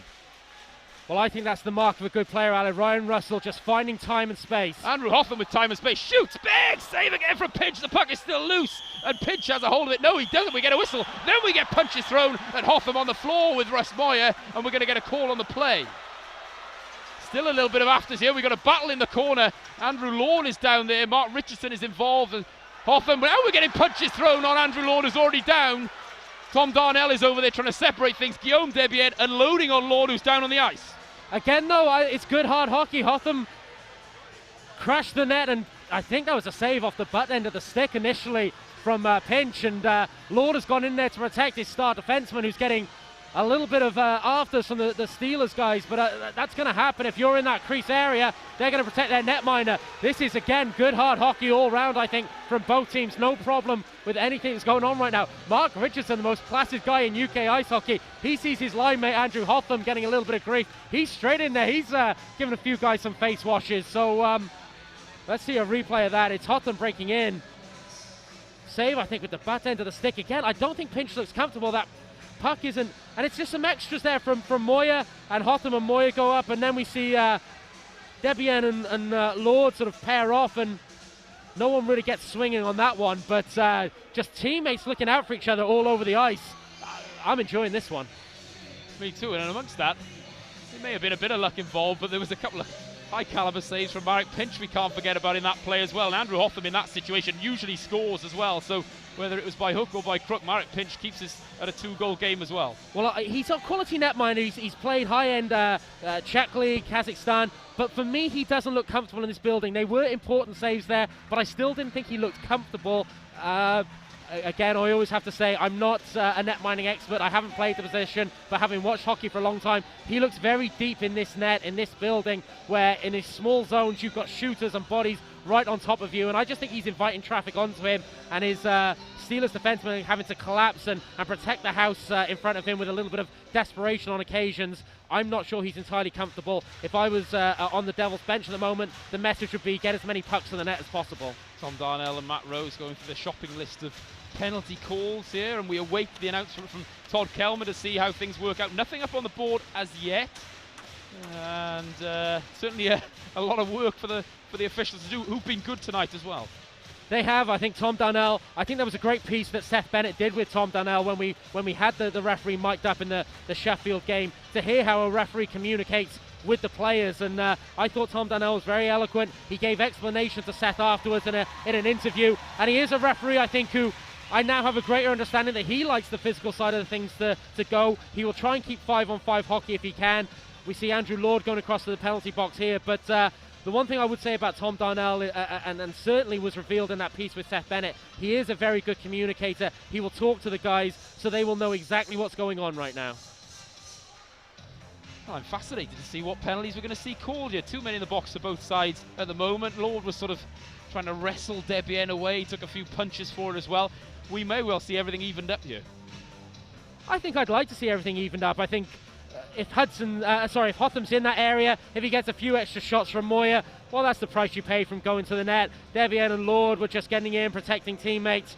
For me, I'd like to see this even, but the notebook's out. There's a lot of writing going on. We can't quite get a close-up of that pad, but I'm sure GM Todd Kelman will illuminate us in a moment.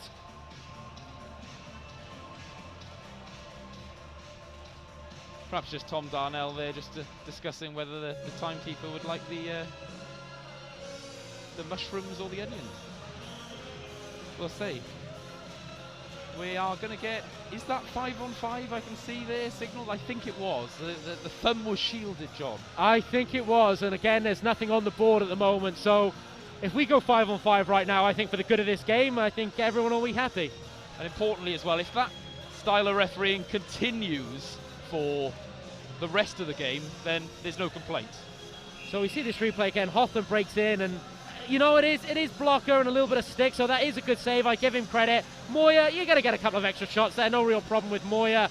Debian and Lord, just two hard guys who you know, they can see a little bit of a ruckus there, and they're going in for their teammates. So good hard hockey again. Yeah, there's a couple of extra punches on the floor, but again, I think Lord knows what the situation is there. A fight is breaking out. He's gone in, clutch and grab. No real problem with anything that's gone on there from either side. Well,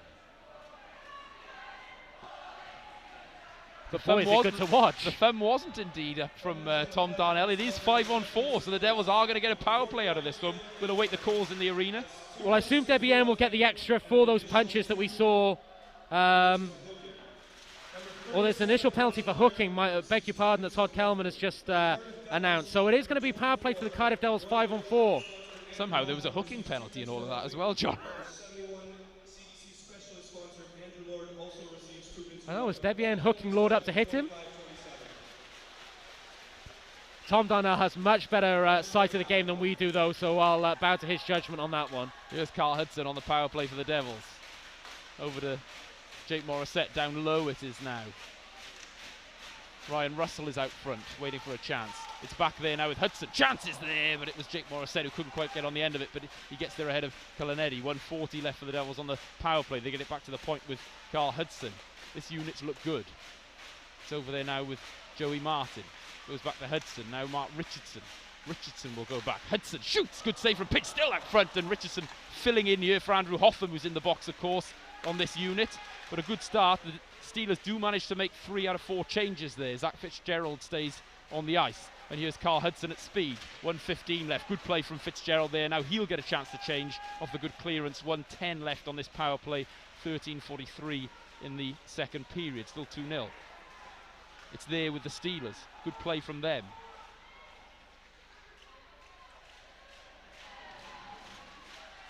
Devils eventually come away with a puck, but it's a battle in the neutral zone. They'll have to win, and they do, with Chris Culligan here now. Culligan rims that around the boards, out of the reach of Jace Coyle. There it is with Thomas Kirker on the half boards with Guillaume Doucette.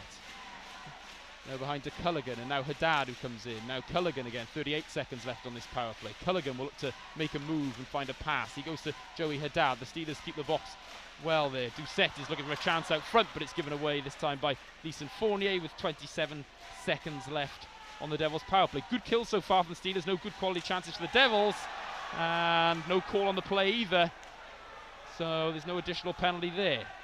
15 seconds left. Jonathan Phillips has it, and what a pass that was. Matthew Warren will go, Wah shoots, and it's wide of bounds. Perhaps there was a touch there. Wah then goes straight into bounds, and will await the call from that. 6 seconds left on the Devils power play. Big chance of Matthew Wah short-handed. I await the replay. I think that is another fantastic save from Ben Bounds off the blocker. Wah tries to freeze him, outweights him. It's a great pass from Phillips.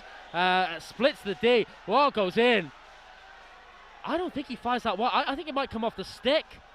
I think that's a save. We'll wait and see, and maybe Alan has a different view on that than me, but I don't think Wah would miss the net by that much on that chance, and I think somehow Ben Bounds has got something on that puck. Wah makes the initial move, tries to freeze him and open up the left-hand side of the net as we look at it, and Ben Bounds, I think, just gets something back to make the save. Maybe we'll get a second chance to see that in the next break of play. Very difficult to tell from our perspective here, but if it was a save from Bounds, what a game changer that could be. Up against Matthew Wah as well. Good kill for the Steelers there, though. We've got another 2 minutes though, so apologies, we didn't hear the penalties right in the building, so apologies for relaying misinformation there. There's another 2 minutes of power play time for the Devils now, so our apologies for not hearing the announcement properly in the building. The Devils have got to work again with Ryan Russell, who shoots, and it's well blocked out front. Great collapse from the Steelers defence, but that is going to be another penalty, as Rod Sarich will sit for 2 for the delay of game. And Howard, our cameraman there, he's seen it all before, John. Howard doesn't even flinch. That puck has just hit Howard, and Mark Richardson has just given him a wink and said, "Are you okay?" And Howard said, "Yeah, that doesn't bother me any." So Howard's actually the toughest guy in the ring. Can I include Josh Batch in that? Well, Howard gets a helmet. Howard does get a helmet. And for the benefit of Gareth Hewish listening in, Howard also needs a Twitter account.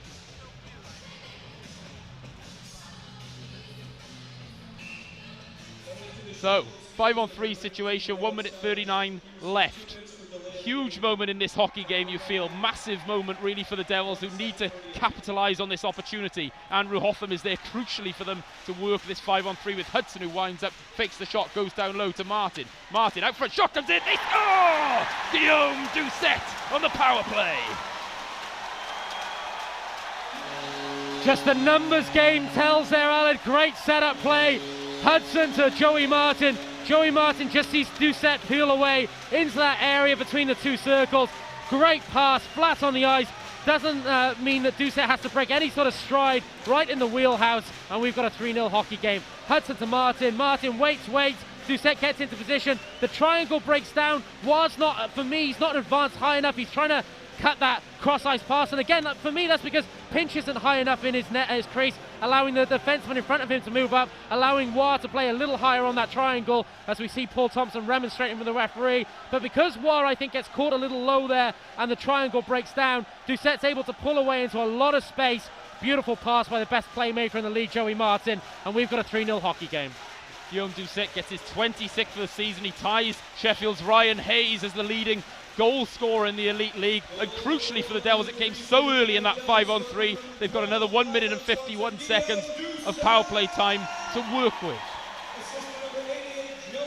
Carl Hudson, Andrew Hotham, now Joey Martin, and you go back to that possible Ben Bounds save, or at least Matthew Wah miss at the one end, and right back down the other end, the penalty is called and the Devils go 3-up. Could have been a 2-1 hockey game. The Steelers clear. 1:30 left for the Devils. and I really don't want to stay on with Pinch because he's made a number of good saves, but I do think that's an issue there, him playing deep. Ward's position is affected if we see a replay of that. Joey Martin fires that into Jake Morissette, who collects now, and the Devils can set up again with Andrew Hotham. Hotham will look for a lane to shoot through, winds up, fakes instead, goes to Jake Morissette, who then has his own fake, goes down low to Joey Martin, sorts a pass to Hotham. The Devils to have a real surge of energy here. 1 minute left for them to work with on this power play. They make some changes. Cullen Eddy will clear that puck though, and big moment. We talk about that 5-on-3 goal, but if the Devils do manage to get one more here, that really puts an even greater complexion in the Devils' favour on this game. The call is there for the high stick, and that one gets fired over towards us. I'm not sure what Howard has done to offend so many Steelers players. No penalty there, it hit the glass on the way through, but it is a high stick, so the Devils will get a chance for the offensive zone face-off with 40 seconds left on this power play. You make the right call though, Alad. I'd like to see the replay of the Matthew Ward chance again. If Bounds has made a save there, that is key, a key moment in the game, and Ben Bounds continues to do that for the Cardiff Devils. He's done it all season long. Guillaume Doucet in the battle there. Now it's back to Gleeson Fournier. We will get a replay of that for the next stop in play. Askin who shall receive. Culligan goes back to Fournier. Back with Culligan now. Looks to work his way down low. Turns instead back to Fournier, who has time and space. Shoots it in, but it's a good block from Matthew Ward there. Just ran out of space in the end, Fournier, with 20 seconds left. Steelers may be caught on a change here, though, as Culligan will work again up against Ben O'Connor. Here's Joey Haddad. Over to Thomas Kirker. Kirker just fires it in. Not a bad play with 10 seconds left on the power play. 10:21 in the period. Chris Culligan works his way down low to Joey Haddad. Back with Culligan. Doucet has room out front. No offside. It's there now with Kirker. Kirker winds and fires, and it's a good save from Marek Pinch on the short side. The Steelers do get back to full strength. And the Devils wanted another power play there, I think, from the bench, but there'll be none of that. We'll get back to 5-on-5 hockey with 10:06 left in the second. And I think that's credit to the Steelers for their kill on the second half of that power play. Let's see this chance again. Great pass by Phillips. Oh, does he miss the net, or is there a little bit of stick on that? I think Bounds stays with him. He freezes Bounds quite well, I think, while there, and opens up that left-hand side. I don't know, maybe we'll leave that to you guys at home.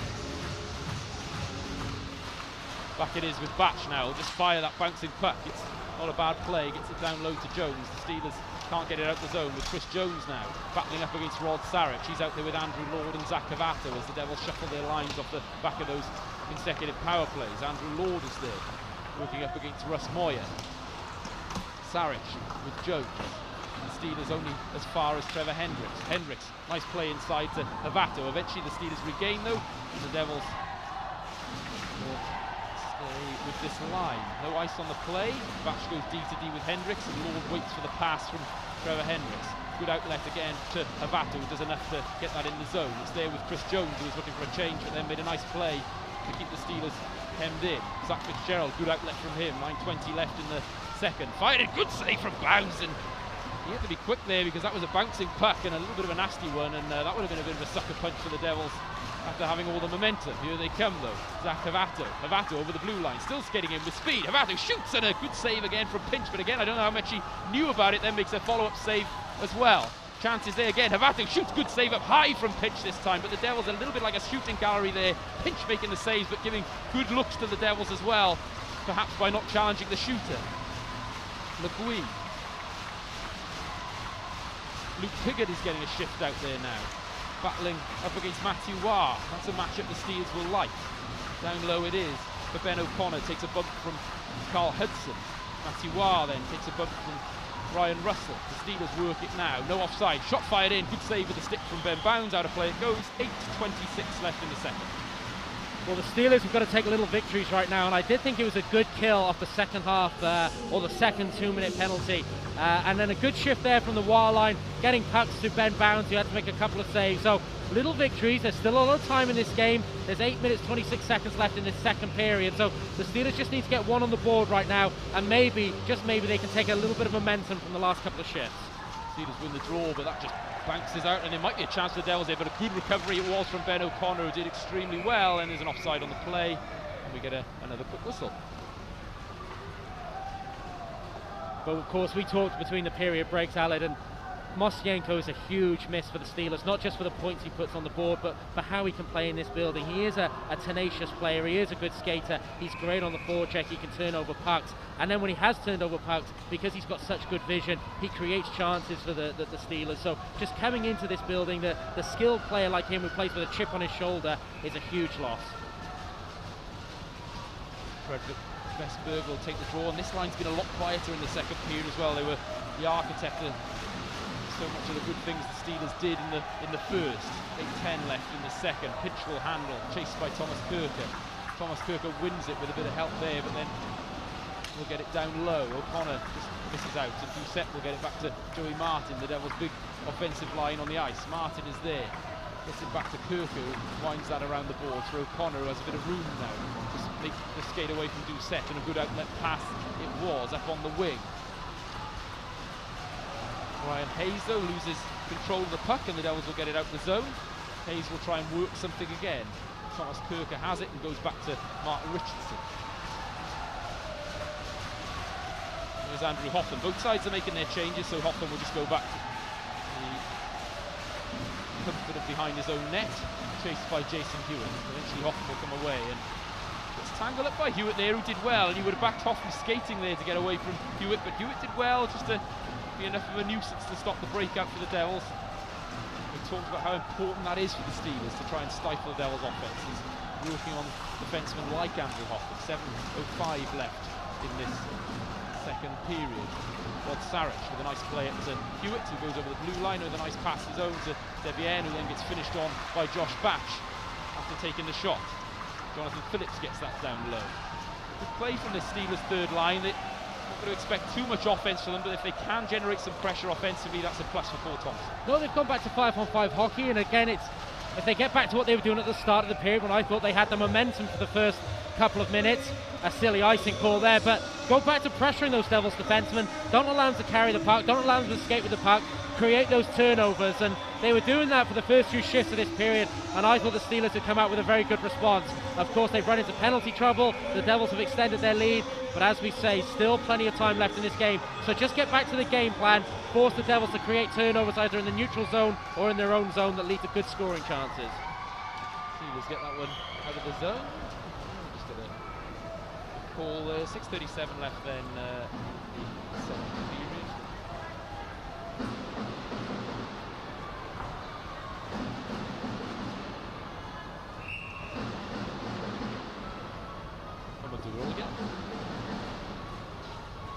Avato is out there with Russell and Morissette against the Nelson line with Vestberg and Strobel. Play down low. Steelers to get out of the zone, but only as far as Carl Hudson, who makes a nice play. Ross Moyer has it now, then Ronnie Stromberg. Stromberg with a nice pass up. Nelson evades the hit. What a play that was from Nelson. Vestberger's speed around the outside of Hudson goes back to the point. Space and time. Shot comes in. It's a good blast there. And it took a deflection in the end from Levi Nelson, who got tangled up with Ryan Russell, and we get a whistle. 6:09 left in the second. Yeah, Russell just does just enough there to get a half shot block in, but lovely build-up play there from the Steelers. Stromberg to Nelson, who again uses his size to create a little bit of separation, then has the soft hands to distribute the puck so well, and that looks the best line still for the Steelers, the Stromberg line with Vestberg and Nelson. But these are the big hitters who are on the ice right now. Le Guy, Roy and Hayes. This is the line that needs to come good for the Steelers. Might be a chance here for Guillaume Doucette, the Devils' big line out there as well. Thomas Kirker is there. Doucette up on the wing, puts the brakes on. Now works it inside, just gets it out front, but Pinch will just move that wide and Le Guy will get a hold of the puck. Might be a chance here for Matty Waugh, the bouncing puck, but look at that play from Mark Richardson against Matty Waugh there, just took the puck away from him. And well, Waugh's been quiet in the big blue tent this season, and that's, if you can keep Matty Waugh off the score sheet, or at least away from being a prolific player, you've got a good chance of beating the Sheffield Steelers.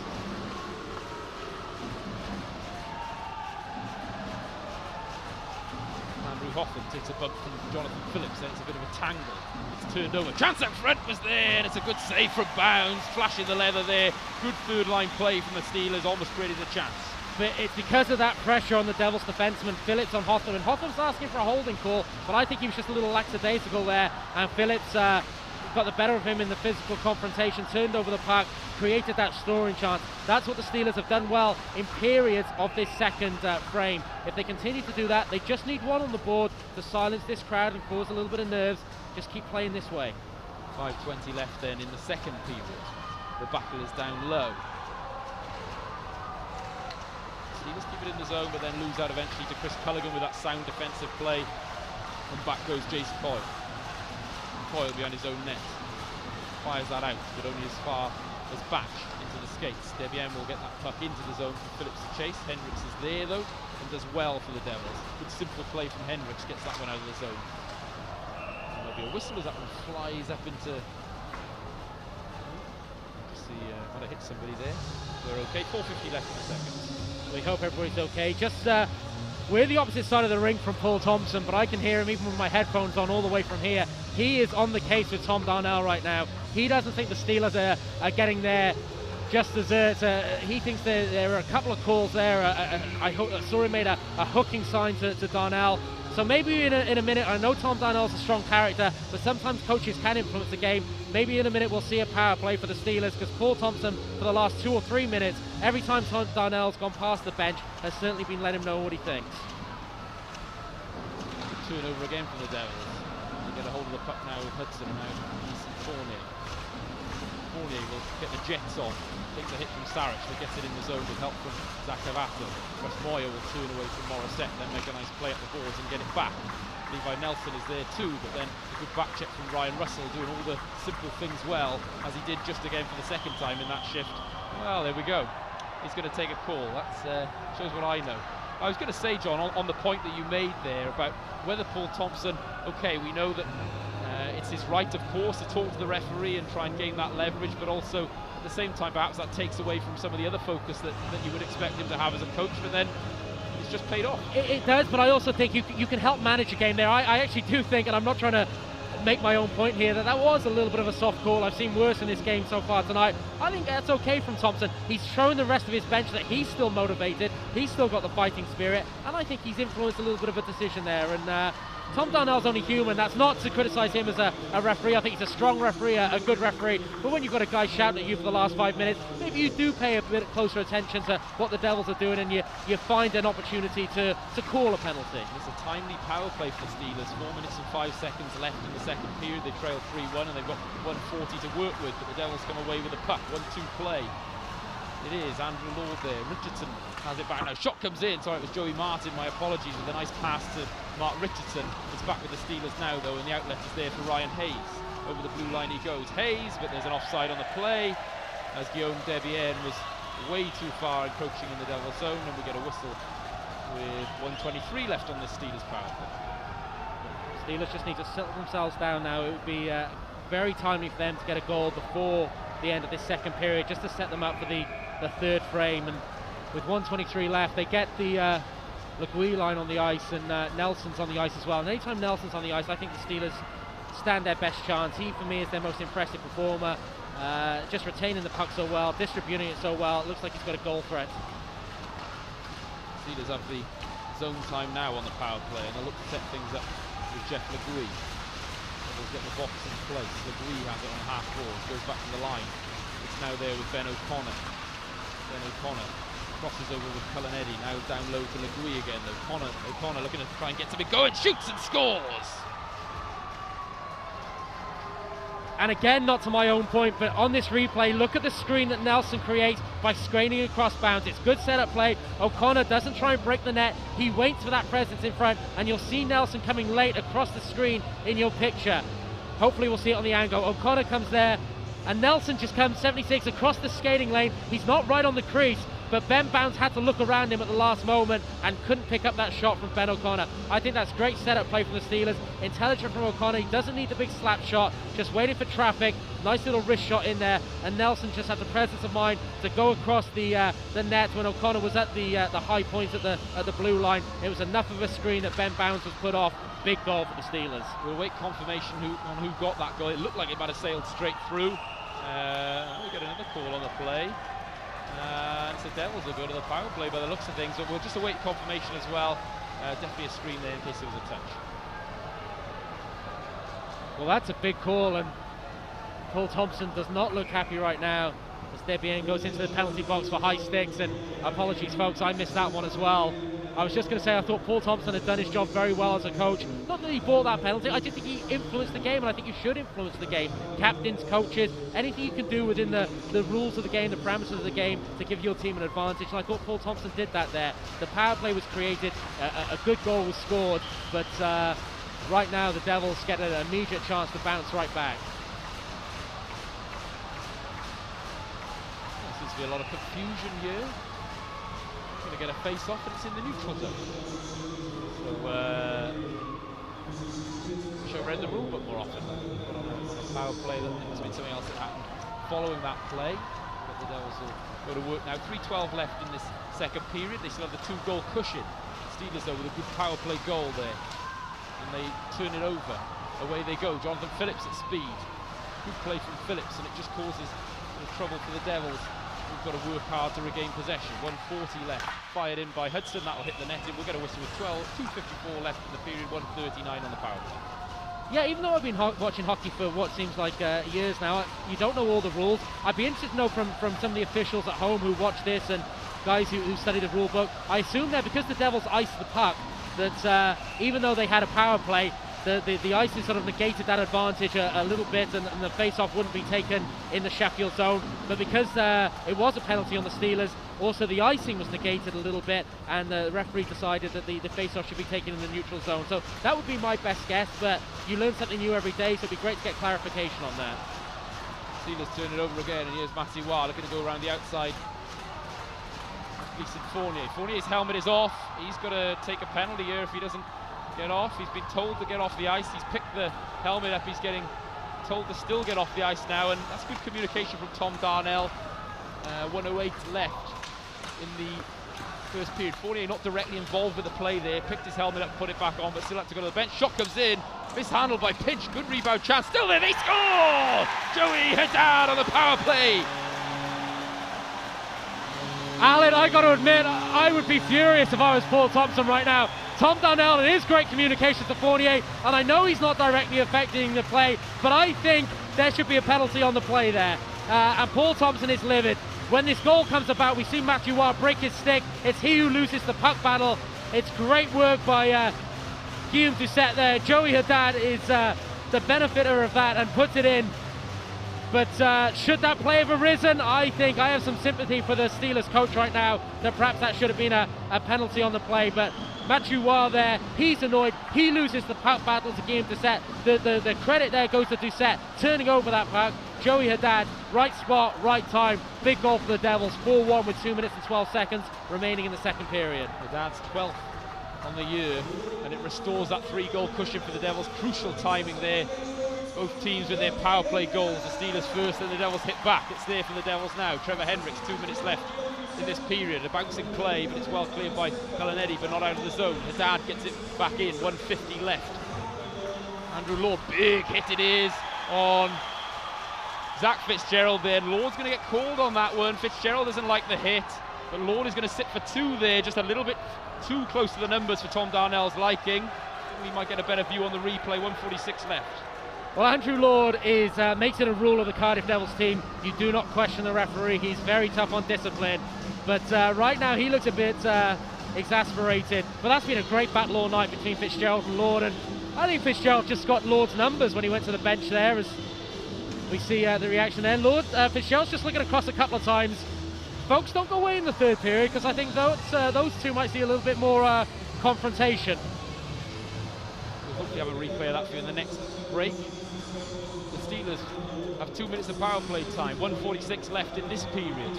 Crucial moment again. I seem to be repeating myself constantly with that comment, but it's so true. The Steelers with that power play goal that you thought would reduce the game to just a 2-goal cushion for the Devils heading into the third, making things tense. The Devils hit back in their own power play, and now the Steelers get a chance again. 1:40 left to work with, 1:27 though in the period. That's the real number we're looking at here, for the time being at least. Away it is for the Devils. Morissette is there, 2-on-1 situation. Martin going in the net. Morissette will work inside, shoot, it scores!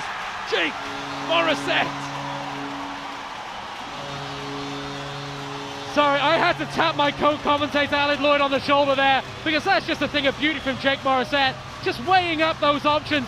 Joey Martin looking for the pass, but the Sheffield defenseman actually does a really good job cutting out the passing lane, but Morissette just waits and waits, outweights everybody on the ice. Just the hockey intelligence from that man, then cuts across the crease and then goes 5-hole. What a goal by Jake Morissette. Huge goal, huge short-handed goal.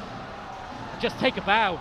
Morissette is 17th on the season, 1 minute 12 left for the Steelers to get a power play goal here. 5-1 it is now for the Cardiff Devils though. What a swing in this period. What a swing in the last few minutes of this period as well. Ben O'Connor has the puck, we'll just dump that one in. 57 seconds left for the Steelers. Matthew Waugh works the puck back to the point. It's there now with Cullen Eddy with a blast, a bouncing play out front, but it's found its way wide of Ben Bounds. The Steelers with a bee in their bonnet, looking to get anything they can from the closing moments of this period. Pinch will handle, 40 seconds left for the Steelers to work with. Still 50 seconds or thereabouts for the power play in total. It's with Jeff LeGuy now. Quick wide pass to Ben O'Connor, who sends that one in. Down low, they work it. Levi Nelson gets it over to Jeff LeGuy. Back to the point they go now. O'Connor will switch over again with Cullen Eddy, with a blast again from Eddy. Wide of the net, it goes off the deflected play, and Eddie's got a laser from there, and you can see what the Steelers are trying to do, get more direct on that power play with bodies out front. It worked last time. Still 7 seconds to work with. The Devils will get a hold of that puck and clear it, and we'll wait to see whether there's a call here. It doesn't look as though one's coming, as that went straight into the Steelers bench. 5 seconds left on the period. No, for me that was players bench. I think Paul Thompson's evening just goes from bad to worse. That almost took his head off from Fournier, and again, well, maybe, I don't know whether we'll get a replay of that. Fournier, Tom Darnell was communicating with him, and that's great. I love that communication, but there was quite a delay between Fournier losing his helmet and getting off the ice. Thompson was calling for the penalty. That's borderline, but from the Steelers side of things, yeah, I'd be quite annoyed. Devils win the draw and clear the zone. Well, not the zone, but it's far enough out that Ben Bounds will make one more save, but it's after the buzzer sounds, and well. A little bit of a different complexion to that period than the first job, but just as excited in so many ways. Just a thrilling game, and the physical confrontation or physical battle didn't let up at all on the second period, and it started right from the outset of the period with the Steelers, I thought, setting the tempo, going after the Devils defenseman, forcing over turnovers as we continue to see dialogue on the ice. You might see from the GoPro camera behind the goal, a lot of Steelers players very unhappy right now, communicating with Tom Darnell. And each other as well. And each other. Yeah, I don't know whether you can see it on camera, but Stromberg and Vestberg continue to talk as we've got a couple of replays on your screen here, and we're just seeing the build-up to a play. It's the Andrew Lord hit. Yeah, I think there's enough in there for Darnell to call that, and just the way Fitzgerald walks away there, muttering sweet nothings. Two tough players. They might see a little bit more face-to-face time come the third period. Incredible, isn't it? The talk so often about the momentum in games, and it just felt there as though the Steelers had found a way back in after good play from the Devils to go 3-0 up, and they seem to be controlling the game, but the Steelers created chances and got that all-important power play goal, but then the Devils get the opportunity straight away. It's all about those crucial clutch plays, isn't it? The power play goal that hit straight back, momentum back with the Devils, and they make it count with the 5th goal. Well, twice really, because at 2-0 with the Devils having momentum, you had that melee in front of the goal, and we were talking in commentary that we thought maybe it would be completely even, but Debian gets the extra penalties, and Tom Darnell just makes that call, and it'd be interesting to get Paul Thompson's take on that after the game, perhaps, if we can. But that gives the Devils an advantage there to go 3-0 up, a big goal in the context of this game. Then the Steelers get back, a little bit of tempo, get back to 5-on-5, again turning over pucks, and they get the power play goal, 3-1. And as you rightly say then, it's just the power play then immediately to the Cardiff Devils, just a big call again, and they wrestle the momentum right back, and then a short-handed play. The Steelers, you've got to be honest, they shouldn't be letting that happen, but boy, what a goal in a game of big plays and big moments. That Jake Morissette goal was, for me, just a thing of beauty, just his head up the whole time, looking what was on, can I pass? No, the Sheffield Steelers players made a great job cutting out that passing lane, a little weight, outweights everybody in the ice, and finds the 5-hole, and 5-1 might just be enough, but you never know with the Steelers with their never say die attitude. And you talk about a big game and big moments and a lot of offense as well from both sides, but we can't talk about that without looking at the goaltending. We had the moment down the one end with Matthew Waugh, whether Ben Bounds got a touch or not on it. He did enough to to avert the goal for the Devils, and then they go up the other end and get the goal. And the goaltending the Steelers are getting tonight perhaps isn't quite of the quality the Devils are getting there. The Devils look like a team that's playing with so much confidence in their goaltender now, quite rightly so. Well, on that point, first of all, absolutely and rightly so. Ben Bounds for a year now. Probably Andrew Lord always says that maybe September, October time of the first season Ben Bounds was here, he was a little shaky, getting used to being a Cardiff Devil, getting used to playing for a team that wanted to challenge for trophies. Since October, 2014, been absolutely stellar. For Pinch, I feel a little harsh criticising him because he is making the saves. I don't feel the Steelers feel entirely confident in front of him in this building. I should say in Sheffield Ice Arena, it might be completely different, but they're having to collapse low to protect the house. He is making saves, but rebounds are lying there. I think he's very deep in his net, and I just don't think the Steelers have absolute confidence in him in this building. That's my read on it. I might be completely wrong, but the Devils, I think, sense that. They are driving that net at every opportunity, and the secondary scoring chances, the opportunities for those garbage goals are readily available, I think, for the Devils. The Steelers with such a poor record in this building, when you look at the score lines, and of course we're not writing them off here by any stretch, but certainly through 2 periods as well. What is it that you think they should be doing differently to find themselves in games a little bit more? They seem to be giving up leads to the Devils, and then it's very, very difficult to come back in. But is there something different in terms of the pattern of play, the systems they're using, where you'd like to see a change with perhaps teams like the Nottingham Panthers, who've had a lot of success in this building, and other teams as well, like Dundee Stars? Well, I don't think they have the speed of the Belfast Giants, who we saw last night, and I don't think they have the puck management ability of the Nottingham Panthers, who, despite the drop-off of form, are still the best team I've seen in this building. It's hard. Paul Thompson, you hear in every interview before he comes into this building, he wants his team to play a simplified game. You use the word direct. On the power play, on scoring opportunities, just get pucks to the net, put your bodies on the line. In terms of the defensive game, just make sure your coverage is good, block shots. So he's talking about everything that's right and what you should be doing in terms of being successful as a road team in this building. But right now it's just not happening, and maybe it's just, again, a very good point that you made in commentary. The Steelers perhaps don't have depth across all the 3 lines. The first 2 lines are very good, but I think the Devils just across their entire 3 lines have more scoring depth, and maybe that's just been telling in the meetings in this building so far this season. Well, we'll have a chance to discuss all things Steelers perhaps and the way this game's going a little more in just a moment. We've been joined by our esteemed guest David Sims, who's going to be joining John in a moment on the gantry. We're just going to take a break for a message from a sponsor, and then John will be back with David Sims. The Devils lead 5-1 after 2.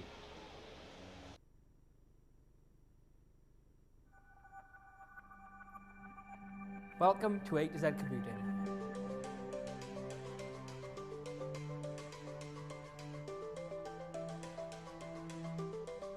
Here at A to Z Computing, we understand the need for you to have a reliable and efficient IT system.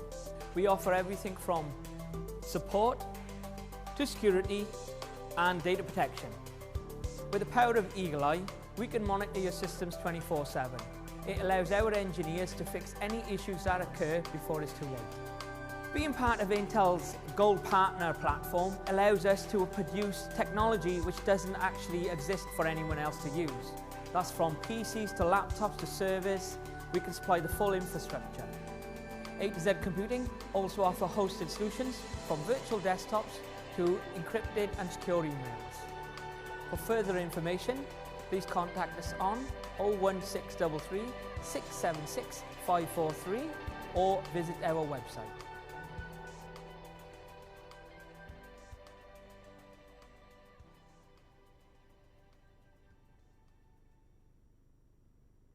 Hey hockey fans, I'm Andrew Lord from the Cardiff Devils, and you're watching Ice Time TV. Back on Ice Time TV, and I'm very pleased to say I've been joined by Steelers legend in his own right, David Sims. And David, how are you? Safe trip down today? Very safe trip. I think I'm the only person who considers myself to be that, though, yeah. Now, I want to talk about the Steelers project overall that's going on with Paul Thompson. We've got Devils GM Todd Kelman. If you're in the building and you haven't got your 50-50 tickets, buy it off this man. £20. Welsh hospitality, this is how you treat us. £20. We come down here, we buy your tickets, we order your pizzas, and you're 5-1 down. Well, you of course might take the big check home at the end of the game. I would love that. There we go. But before we get on to the Sheffield project as a whole, it is a 5-1 hockey game, as you rightly say, but this game's not over yet. Your take on the first 40 minutes, and from a Steelers perspective, what needs to happen in the remaining 20 minutes of this game? Well, you're absolutely crackers if you don't think it's all over. It's all over in this building at 5-1. Put a heartbeat on if you're watching at home. It's over. You know, the situation is pretty simple. Four special teams goals, 3 power play, 1 short-handed goal. You've just been more clinical in those special moments, haven't you? You're getting a lot of love in this building at the moment as you're on the big screen, so where's the big screen? we'll give them a wave. All the screens around the building. If you want to give your fans a wave, they love you here, obviously. I hate the Welsh. Tongue in cheek, I'm sure, but no, honestly, I really do hate the Welsh. But anyway, what has been the Steelers' struggle maybe in this building so far? Because we've seen it in the Sheffield Ice Arena that the Steelers have had a lot of big wins against the Steelers, against the Devils this season, opened the game up, of course that extra room to play in, but why have the Steelers struggled to come into this building? Because I heard the interview you did with Paul Thompson last night. He talked a very good game about, you know, putting your body on the line, blocking shots, chipping puck out. Why are the Steelers struggling right now? Why does every team struggle in this building? This is a unique building to play in, and every team struggles in here. I think we're a team that just isn't built for this rink, and we struggle in here. You look at Cardiff, what they are, they're big bodies, they're so direct, they get to the puck, they get the puck to the net very quickly, and it's just completely the opposite, if you like, to what a lot of the other teams are about. It's not just Sheffield that's struggling here. Yeah, a huge advantage to Cardiff, but that's not meant in a bad way. That's meant in a way that they've built the team to play in here. And those bodies are just forthright, direct. They're men that play here. There's no dilly-dallying around, which perhaps you get the time to do on the bigger ice pad. Here, it's straight, it's direct. Cardiff do it very well. And it's not just Sheffield that struggle, it's everybody. But we've struggled here tonight. And especially, you can do it 5-on-5. What you can't do it is when you're killing all night. And you felt obviously those penalties were key to that. We saw Paul Thompson berating Tom Darnell at times on that bench. I will ask him after the game if I have the opportunity, but obviously right now the Steelers not entirely happy with all the calls that are going against them. Well, to be honest with you, I think Tom got called into that minor straight afterwards. I think Paul probably intimidated him. That's his job, of course. That's what every coach's job to do. Sure, Lord does it. Sure, Nielsen does it. Sure, everybody does it. And probably the weakest call of the night, he ends up calling on the power play, and then Benny goes and scores it. But yeah, I think we were a little bit surprised on the Lord one when Debian got the double minor, if you like. You know, Lord comes from the blue line in on that, but you know what, that isn't our problem tonight. Our problems, we've taken a few stupid ones. We haven't killed well against a very good power play of Cardiff. And just finally on this game, and I know you're a man who likes old school hockey, I can't get you up here without talking about that fight in the first period. Batch against Fitzgerald, for me, that's one of the best I've seen. You know, it's the toughest job in sports, isn't it? You know, we talk about it. All these people up here who think they're tough in this rink right now, especially the guy who stands right by our bench. My God, you know what? He'd have heart failure if he had to do what Batch and what Fitzgerald and what Hendricks and what all the other tough guys do. You wouldn't want to do it for a living, would you? And these guys make and you have to give Batch credit. You know, Fitzgerald's the toughest guy in the league, and Batch more than held his own, didn't he, in that scrap? I certainly think so, and I wouldn't want to do it. You know what? On any given night, any of these tough guys can be winners and losers in those things. You know, you see your lad Marsh. You know, he just gets on the end of one, doesn't he? Those punches that kill the like of you and I. These guys get up and they come back, and you have to tip your hat to them all. Absolutely, and we do. Now, talking, if I may, about the Steelers project as a whole, because Paul Thompson was brought in the summer, and I think we all speak very highly of Gerard Adams, what he did in Cardiff, what he did in Sheffield, but maybe it was because of the bigger picture mentality in Sheffield. I assume Paul Thompson is coming in to look at everything, not just the first team. It was about under-20s hockey, the junior development. How is that project going? How is year one of that project going? I think it's going very well. I think we're all very pleased with it. I think nobody can fault the results that G had. You know, you say you all love G down here, and we all got utmost respect and time for G here. You know, sometimes it's not personal, it's business, and these things happen. It's sport, it's what goes on. Obviously, I'm close to Paul, and I know his strengths in lots of different areas, and I think you're right. I think Paul was brought in not just as a coach of the first team, but almost a manager of the hockey project, and perhaps ownership and the club's management felt that wasn't as tight as it should be, and I think it's a lot better now. I think we wanted the under-20 program to develop. We wanted that elite under-20, you know, those 6 teams built up of multiple clubs around. It didn't happen because, unfortunately, the amateur bodies of our sport, the English Association, the Scottish Association, didn't want it to happen. I don't mean to be rude, and this will be the controversial bit, but if you want your kids to develop, there has to be an age limit where the fat kids stop playing. Sport for all is great to a level, but then it has to be nice job, little Johnny. But now you go and play recreation hockey, and there should be a place for him to do that.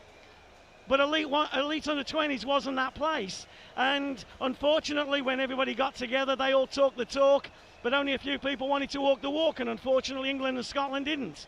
And it was a shame, but it goes up. But then those are the people who moan that we're not bringing young British kids through. All the people that moan that they're not bringing the young kids through are the ones that actually could do something about it and fail to do so when the difficult decisions have to be made. And that meeting in Newcastle, difficult decisions had to be made and they weren't prepared to make it. So they have to live by that. Sorry, just you made the point there on Paul Thompson. You are close to him, you know his strengths. In terms of that project and not just the first team, but the whole development of Sheffield ice hockey, what are his strengths? What does he bring to the table that allows you and the ownership group there to put so much confidence in him? Well, what he does, he gives the ownership group and the management the confidence that we trust him and we can leave him alone.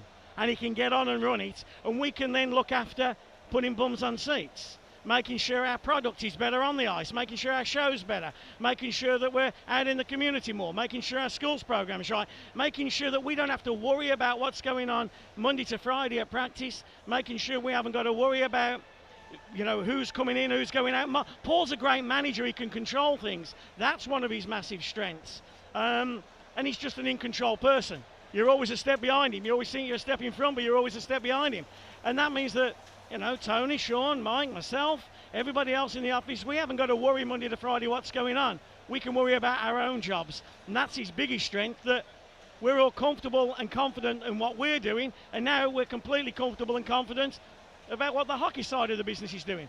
Because we're all, at the end of the day, hockey management throughout the whole league, we're fans. We might be fans with different levels of experience and different levels of length and longevity in the game, but at the end of the day, we're not those people who make those hockey decisions, and only hockey people should make hockey decisions. And we're very comfortable that we have the best guy in the country and making decisions for our club, and that's why we're very happy with what he's doing there. Now, you talk about it, that you're very comfortable just letting him get on with the job. The job at the moment is marshalling the Steelers through a very tight title race, perhaps the tightest we've seen in years. What's your take on it? How do you see this going? Is it advantage Braehead, as you often say, or how do you see this playing out over the next couple of months? It's always been advantage Braehead. They just had that start where they played a lot of cross-conference games. I mean, right from the very start, we said if we can finish 1 point above Braehead, we'll win the league. And if Cardiff, Sheffield, and it's frankly only Cardiff and Sheffield that can stop Braehead winning it. Nottingham and Belfast have already lost too many games now, I think.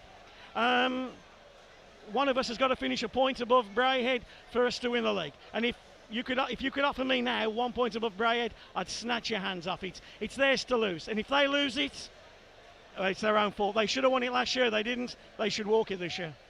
I don't disagree with that necessarily. David, you're always box office. Thank you for joining us on Ice Time TV. I know you got back to the Steelers bench. I've got a lot of autographs to sign. There's a lot of friends you've got to catch on the way back round, but thanks for joining us on the salubrious gantry that we've got. Next time we see you, we hope to see you in Ice Arena Wales, but thank you for your time. I'd like to be the person who actually lights this place and sets fire to it, because we've never had success here. The sooner it's knocked down, the better. Well, absolutely, but there'll be a drink in the bar for you afterwards, I will say that, but it'll be so long to get to the bar because hopefully in the new building, far more better facilities, and we look forward to seeing you then. We're going to have a slight break on Ice Time TV. Join us in a couple of minutes. We'll have third period action. The Devils leading the Steelers 5-1. NetSport UK, we think, react and deliver differently to other IT companies. We take a blank paper approach to every challenge and always start by listening. Finding out what you're trying to do, how you want to do it, and where you want to get to. We know that there's no off-the-shelf solution that fits all. Once we have all the pieces in the right places, know all the ins and outs, understand your business, we'll advise solutions that support your plans. We don't believe in static, stiff networks, choking progress, but liberating cloud solutions that flex and evolve with your business and your strategy. You need your IT ready to grow with you and to move at your pace. Strong and resilient and packed full of choice. With support designed around your business. Ready to react when the heat is on. Robust solutions that protect you because your safety is paramount to us. The safety of your networks, your information and your people right through your business, inside and out. We pride ourselves on our in-house expertise and the relationship we have with the industry. We've got the brains to make it successful and the partner solutions to make it sexy. We value relationships and love being on the journey with you, with a personal approach to solving problems and a team proud of their reputation and the work they do. Always learning, always evolving. Advise, build, support and protect. From Net Support UK.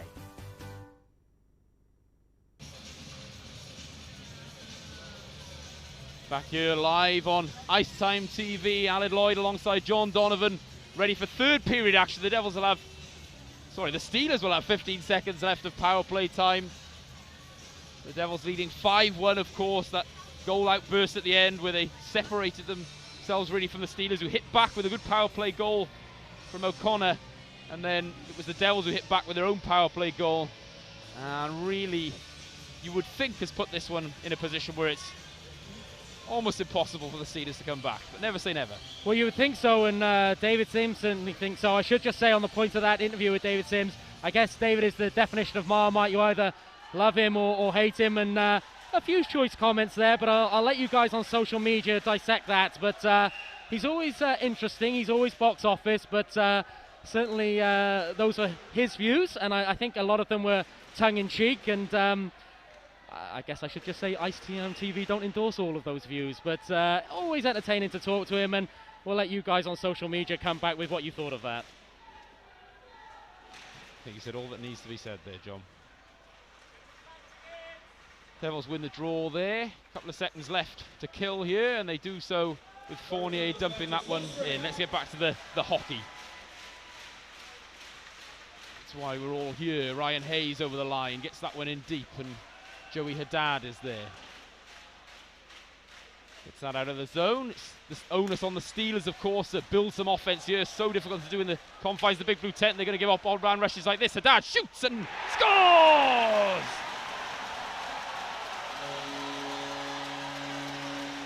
Well, it's a neutral zone turnover, and you can't leave your netminder out to dry, but again, it's a goal that's gone through a gap where maybe he should make that save. We'll see a replay in a moment. Right now, I think about putting Brad Day in net and seeing if that'll generate some momentum and just protecting Pinch a little bit as this game goes on. But it's a neutral zone turnover. There's a slip which opens up ice. Joey Haddad goes in. It's not the hardest shot in the world. I think maybe you're making a save on that. So I'd be looking down the bench right now and maybe looking at Brad Day, and I think we are in fact getting that change. Haddad is second of the night, is 13th on the season, and he's been so good on that line with Culligan and Lord, and it's just rewards for that line, who I think has been excellent for the Devils since it's been put together. Great to see them find some offense. Well, I agree with you. We're calling them the energy line, but it's an energy line with an awful lot of quality. Chris Culligan is one of the best playmakers on the team, just behind Joey Martin perhaps. Andrew Lord, great strength, protects the puck so well, drives the net, and Joey Haddad is a very, very good goal scorer. So whilst it's an energy line, it's also a high quality offensive line, and it's certainly seen off Pinch this evening. Merritt Pinch has gone to the bench, and Brad Day, who was very impressive in a game against the Devils earlier in the season when he secured the win when Tyler Plant had to go off, he's going to have to see out this game, and you wonder what the response will be for the Steelers. Is the game gone? Do they turn it up physically? Do they play this out in a passive sense? I can't imagine the Devils-Steelers third period playing out in a passive sense, but we'll see what happens. Well, Dave backstopped the Steelers to a revival against the Brayhead Clan earlier in the season as well, but of course you look forward then to next weekend, that the Devils go up to the Sheffield Arena to play there, and tonight's had a little bit of that feel about it, that back-to-back feel, and any game between these two sides, crucial you would feel the outcome heading into the final moments of the season. Chance for the Steelers straight away there, and Bounds with a nice play in the end, heads up to Zach Cavato, to Jake Morissette, but it's just a bit too far for him, and Rod Sarich will go back and reclaim the puck. The outlet is there. It's Connie Stromberg to make the pass over to Russ Moyer, but it's easily cut out by the Devils. And Ryan Russell will get that back to Josh Batch. Nearly 1:30 gone then in the third period. Devils 6-1 now up against the Steelers. Certainly not a scoreline we envisaged, but then perhaps with the way results have gone in this building between these two sides, perhaps it could have been foreseen. And look forward to the interviews after the game if it remains this way. But no doubt the Steelers will continue to play hard with an eye towards that follow-up game in the Sheffield Arena next weekend.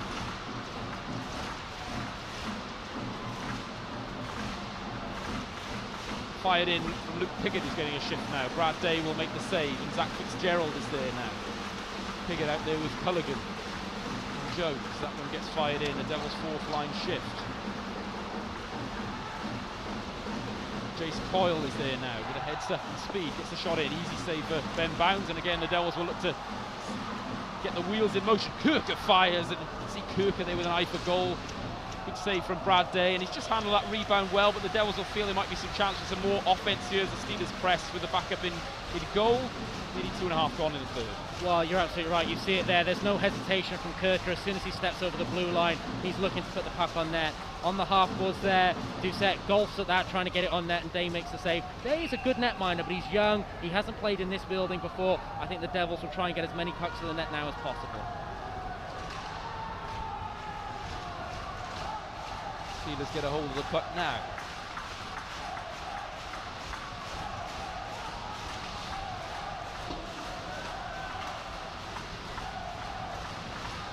There's Jeff Legui over to Ryan Hayes. That one gets pushed into the zone. The weak shot. Legui is there now. Steelers keep this line together with Ryan Hayes and Legui. It was impressive last night against Nottingham, but so far too much luck other than the power play goal for the Steelers. That one fired in by the Devils. As the intensity and the speed of this game has been played out, it's certainly dropped off a little bit, but you could blame the players in a 6-1 environment. Steelers look to create some offense here though with Ryan Hayes. Hayes shoots, good save it was from Ben Bounds. And important for Hayes as well from a personal point of view. He scored last night, but to keep that momentum going, and good save from Brad Day. Hasn't been productive for the Edinburgh Capitals in his last 11 or 12 games or so, but you can imagine there were other factors coming into play here. But it'll be important for his confidence individually as well that he gets off to a good start in Sheffield. Absolutely, and he did last night. He scored the game-tying goal, and I think he'll settle. He's got good wheels. He looks to release the puck pretty quickly. He's got a good release, and he's got that hard edge to his game, bit of a nasty side. So with all due respect and mean this as a compliment, he looks like a Sheffield Steelers type player for me. So I think over the course of the remainder of this season, he will be a good addition.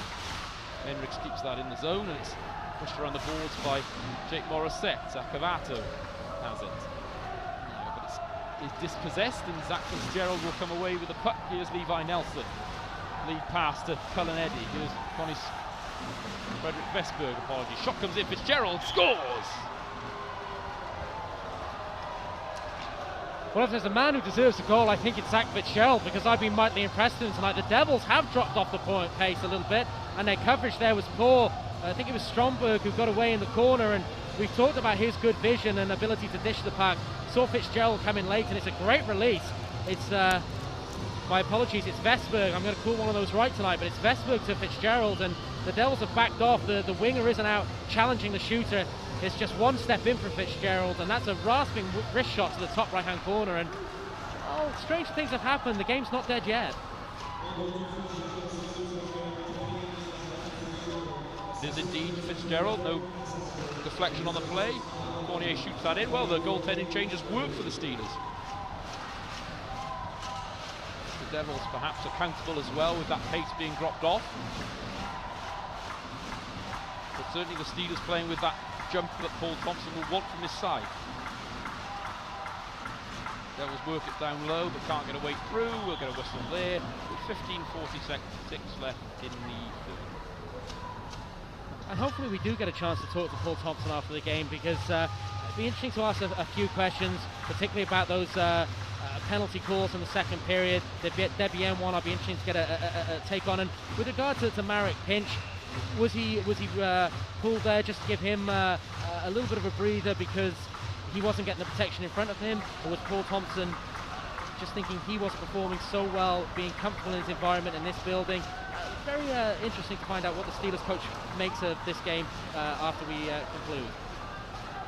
Jace Coyle there intercepts the puck, fires it in on Bounds, and in the end the save is made. It was a little unorthodox, and then Hotham and Richardson and Wah will come together, and We know the way Matthew Waugh plays in front of the crease of the opposition goaltender. Bounds a little fortuitous there, makes the save, but he does so. 4.5 gone in the third.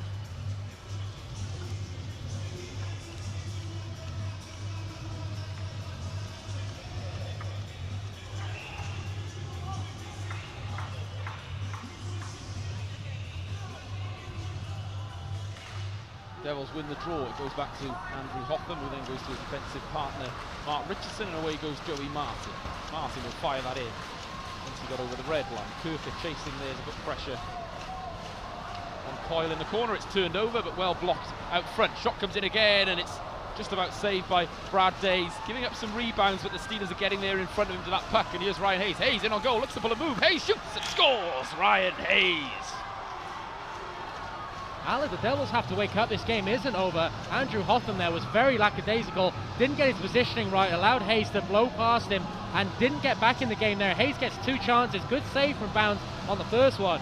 If we see this replay, maybe the guys on the next one can take it back a little bit further and just see Hotham's starting position. Never gets back into the play on Hayes. Bounds makes a good first save, but Hayes recovers the puck. And it's a 6-3 hockey game. Still plenty of time left. 15 minutes and 6 seconds. The Devils need to regroup here. And for the last 3 or 4 shifts, they've been very relaxed, very lackadaisical, and it's costing them goals right now.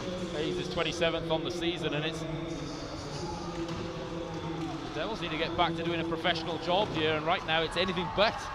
The way the Steelers are playing, they sense an opportunity as well. That shot gets through, and Bounds not getting a lot of help from his defenseman. Away go the Devils though. The Steelers will still have to press, and Luke Piggott is getting a shift out there to bring some energy to this Devils side, and he gets it up to Jake Morissette. Might be a chance out front, but it's cut out. Havato was there. This is certainly an energy shift from Andrew Law, the chance out front, but it can't get through. Morissette will get onto that now, and I think certainly these players there for the Devils to try and generate something. Lord on the ice himself now. Gets the turnover but loses his stick. Here come the Steelers again. A little bit of jump in their legs. Good save from Ben Bounds. Plenty of time left in this hockey. A big save from Bounds. That was off the chance, and the Devils are set free. Here's Chris Culligan.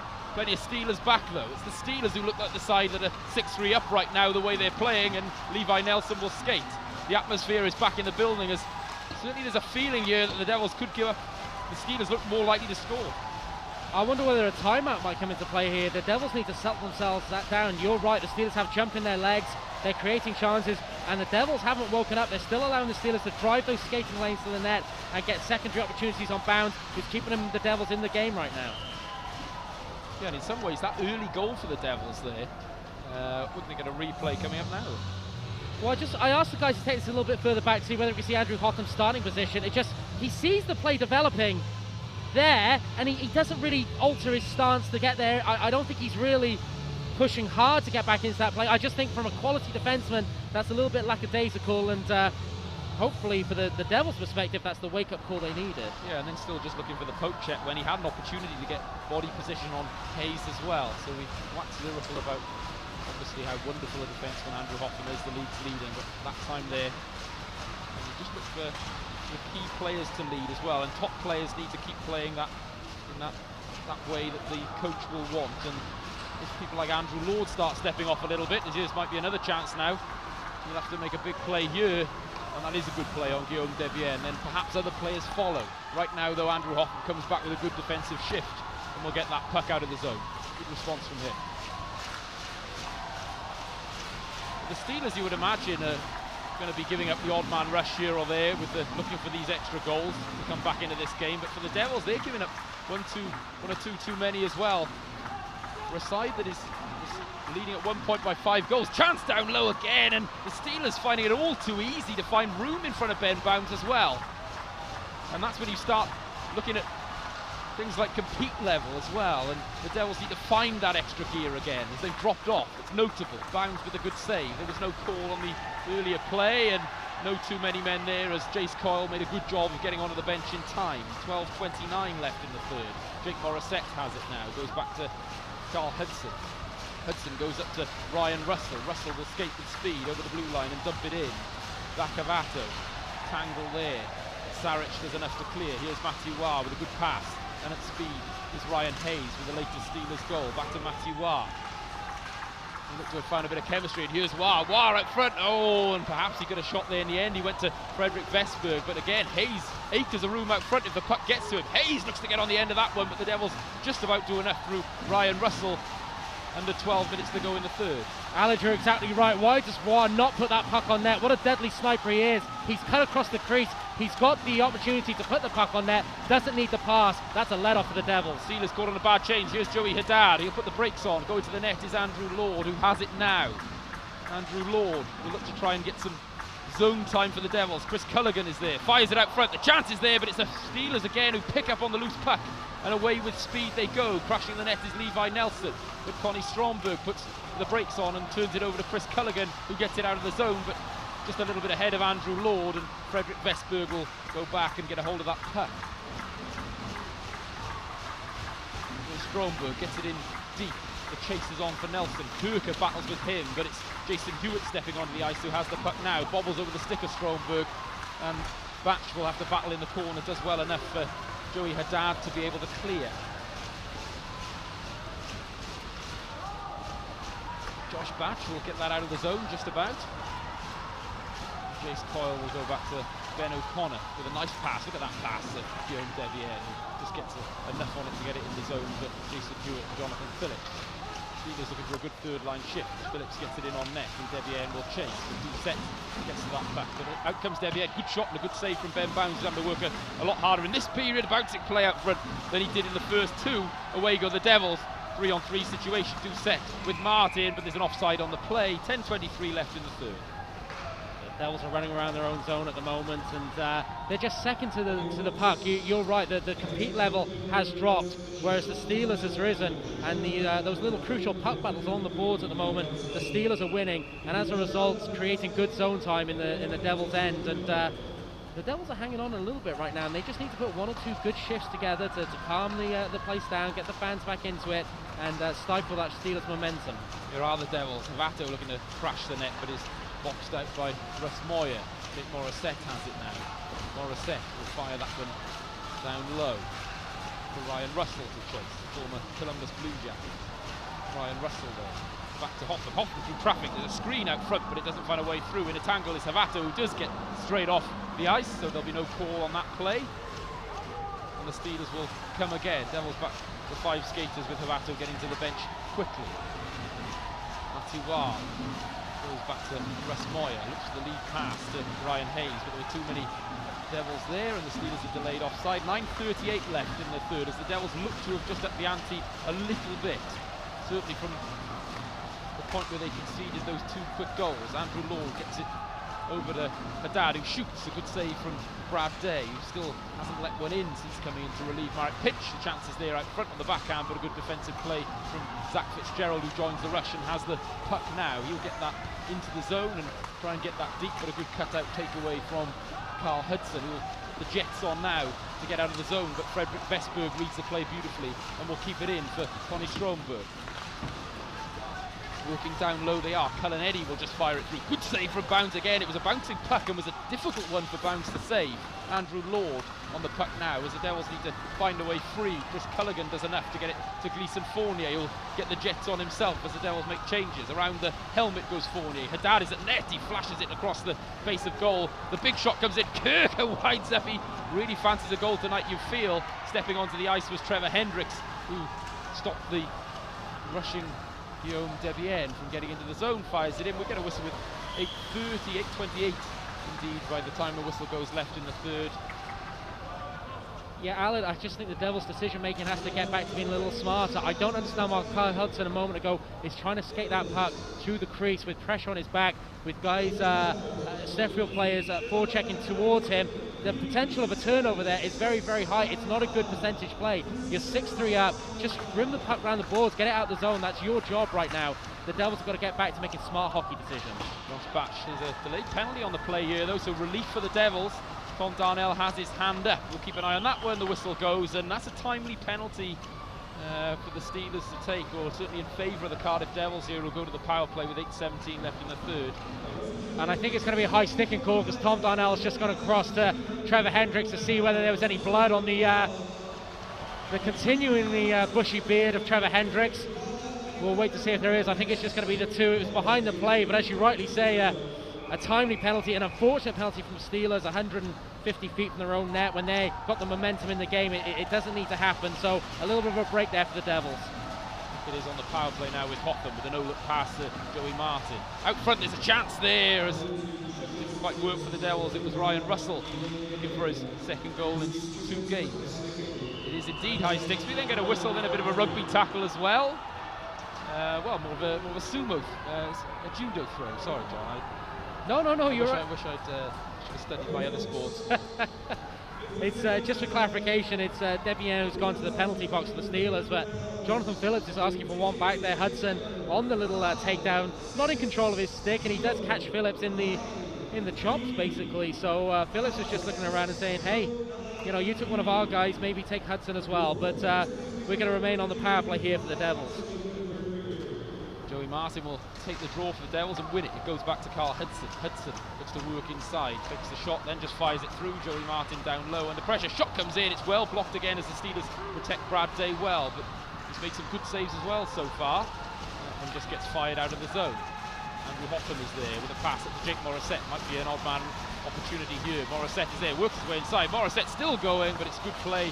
Chase Coyle that time did enough to get Morissette away from the puck. 1:23 left for the Devils to work with on this power play. Steelers haven't managed to clear the zone yet, but then we get a whistle and a break in play. 7:33 left in the third, 1:16 left in the power play. Aled, would Jake Morissette win the award for most underrated player in the league? Because he just goes around 2 men there. His offensive talent and his stick handling skill is fantastic. We saw it on the goal in the second period where he just outweighted and froze everybody. But yet we think about him as this almost this workhorse type player who blocks shot and kills penalties. He's up there in the highest ranks of the scoring charts. Really the most underrated player in the league for me. 17 goals on the season, over 40 points already. He's a point-a-game player, and also he's one of those guys that makes any line he plays on better. Here's Chris Culligan, 58 seconds, another player who does just that as well. 55 seconds left for this Devils power play.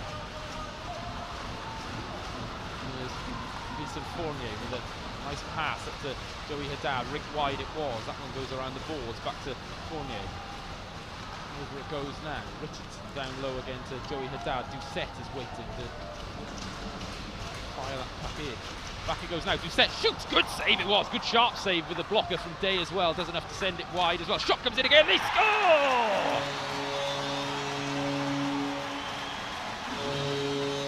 Chris Culligan with the goal, but that's why Gleeson Fournier has been brought to the Cardiff Devils. Have a look at this cross-ice pass right into the shooting wheel of Culligan.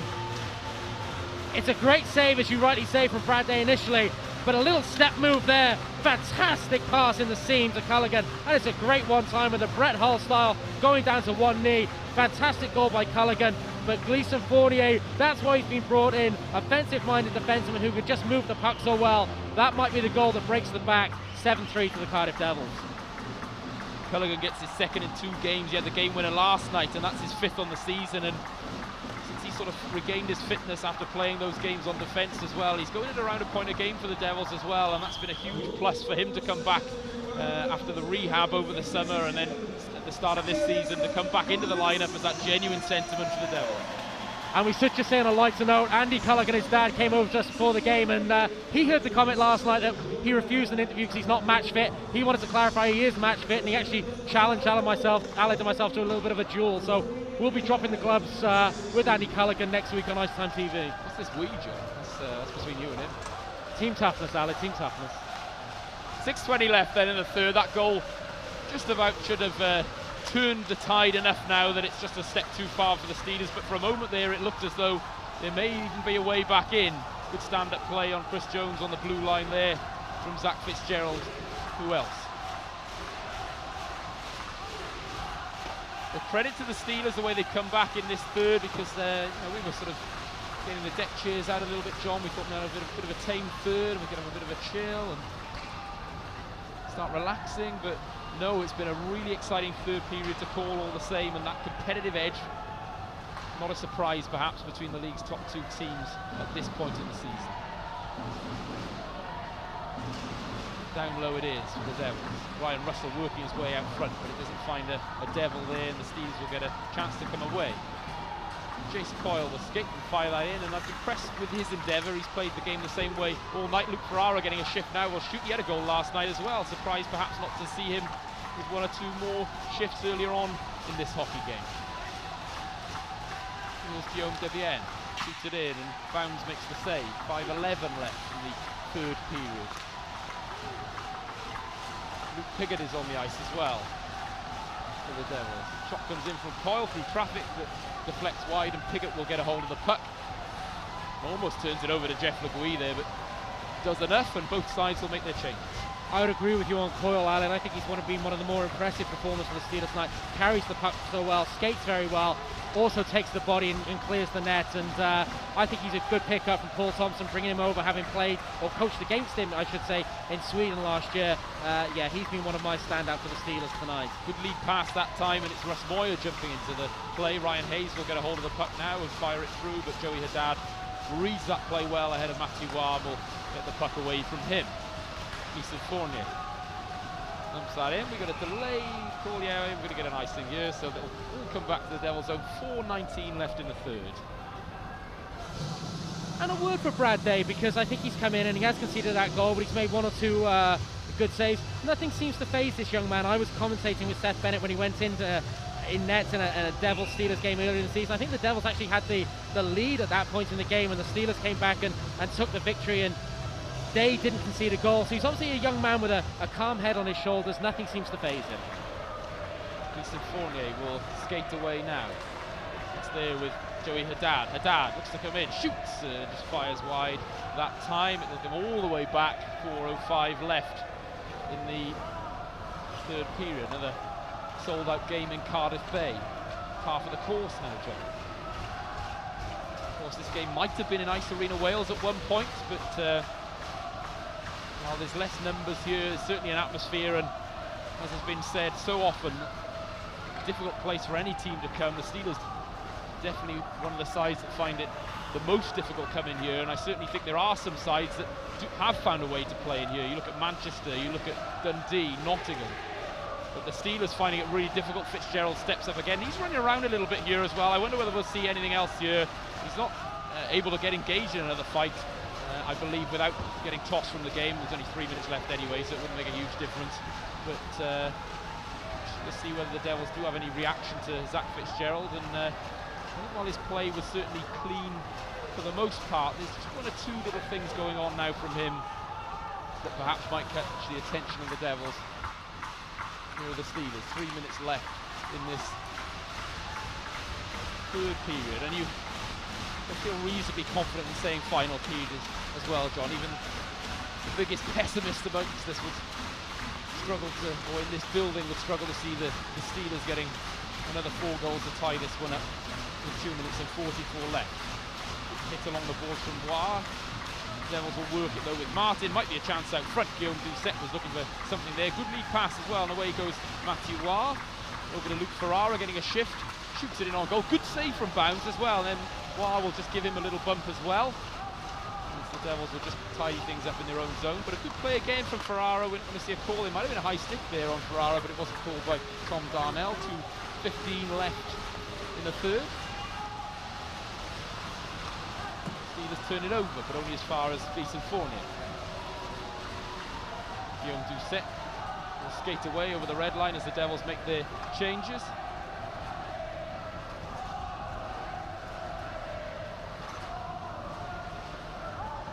Here come the Steelers, 1:53 left in this third period. Ryan Hayes will put pressure on Bounds, but it's up to Chris Jones who gets it past Ben O'Connor.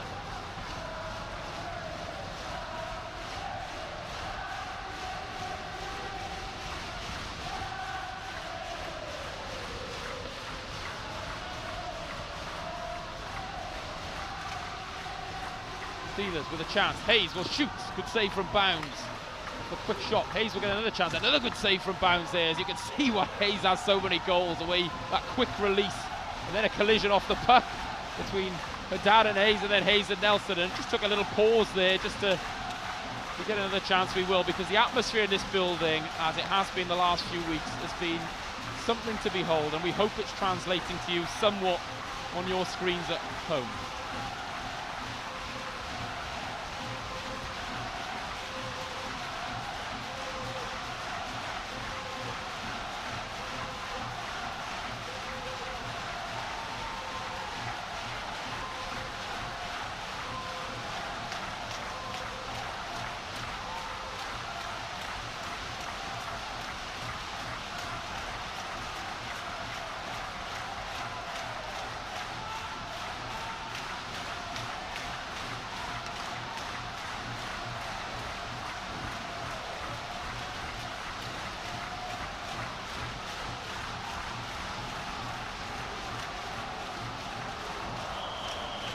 Good save from Brad there. Sometimes the best thing to do is to say nothing at all, isn't it? Maybe just let the pictures and the crowd noise speak for itself, and I mean this as a compliment to the Sheffield Steelers. There was a chant earlier in this period from the Devils fans of "We are number one," and I know that means an awful lot to a lot of long-standing Devils fans, because in the late 80s, early 90s, it was the Devils who were really setting the benchmark for British ice hockey. But credit to the Sheffield Steelers, since the mid to late 90s onwards, really, Sheffield Steelers have been the benchmark, and the Cardiff Devils have been chasing the Sheffield Steelers. Well, finally they might just about caught them. The Steelers might take this league title this year, but it's great to have these two old rivals back playing each other. Wonderful words from John Donovan there, who's seen it all, as we get a little bit of a tangle as well. Piggott and Fitzgerald on the buzzer, and I don't think Piggott's going to drop the gloves with Zach Fitzgerald. We'll see if anything comes of that, but it's the Devils who rout the Sheffield Steelers 7-3 on home ice. Huge top of the table clash, but it's the Devils who come out on top. There was a little bit of a wobble in the third period, but there was just too much class on the power play in particular, too much intensity, and the net mining duel was won by Ben Bounds. The Devils sit pretty at the top of the Elite League. And what a big weekend for the Cardiff Devils, Alan. Lest we forget that last night they beat the Belfast Giants in this building, so that's 2 wins against 2 title rivals and 4 points, creating a little bit of separation. The Steelers now know that even if they win their 2 games in hand, the Devils will still be 2 points in front. So a huge weekend for the Cardiff Devils. Credit to the Sheffield Steelers, they made this an entertaining game. They did have a number of good performers. I thought Fitzgerald was good all game. Coyle we talked about, but the Devils really, I do feel they have more offensive depth across those 3 lines, and it has told in this building. And yes, you rightly say the power plays were key, but you've still got to make those power play chances count. And across the 2 games of the weekend, the Devils were deadly on the power play.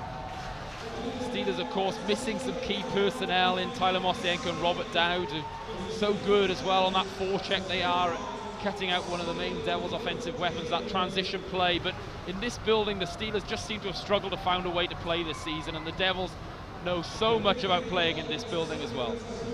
Absolutely, and as David Sims said in the period interview we did with him, maybe the Steelers just aren't designed to play in this building. They like the open spaces of the Sheffield Arena. I spoke in the first period when I was fortunate enough to be invited up by Seth Bennett to call a game there this season. It was noticeable how their defensemen back up, walk the blue lines, like to create space, feed pucks through to dangerous areas, and you just can't do that in this building. And the Steelers are struggling, and I think they'll be very pleased to see the back of this big blue tent.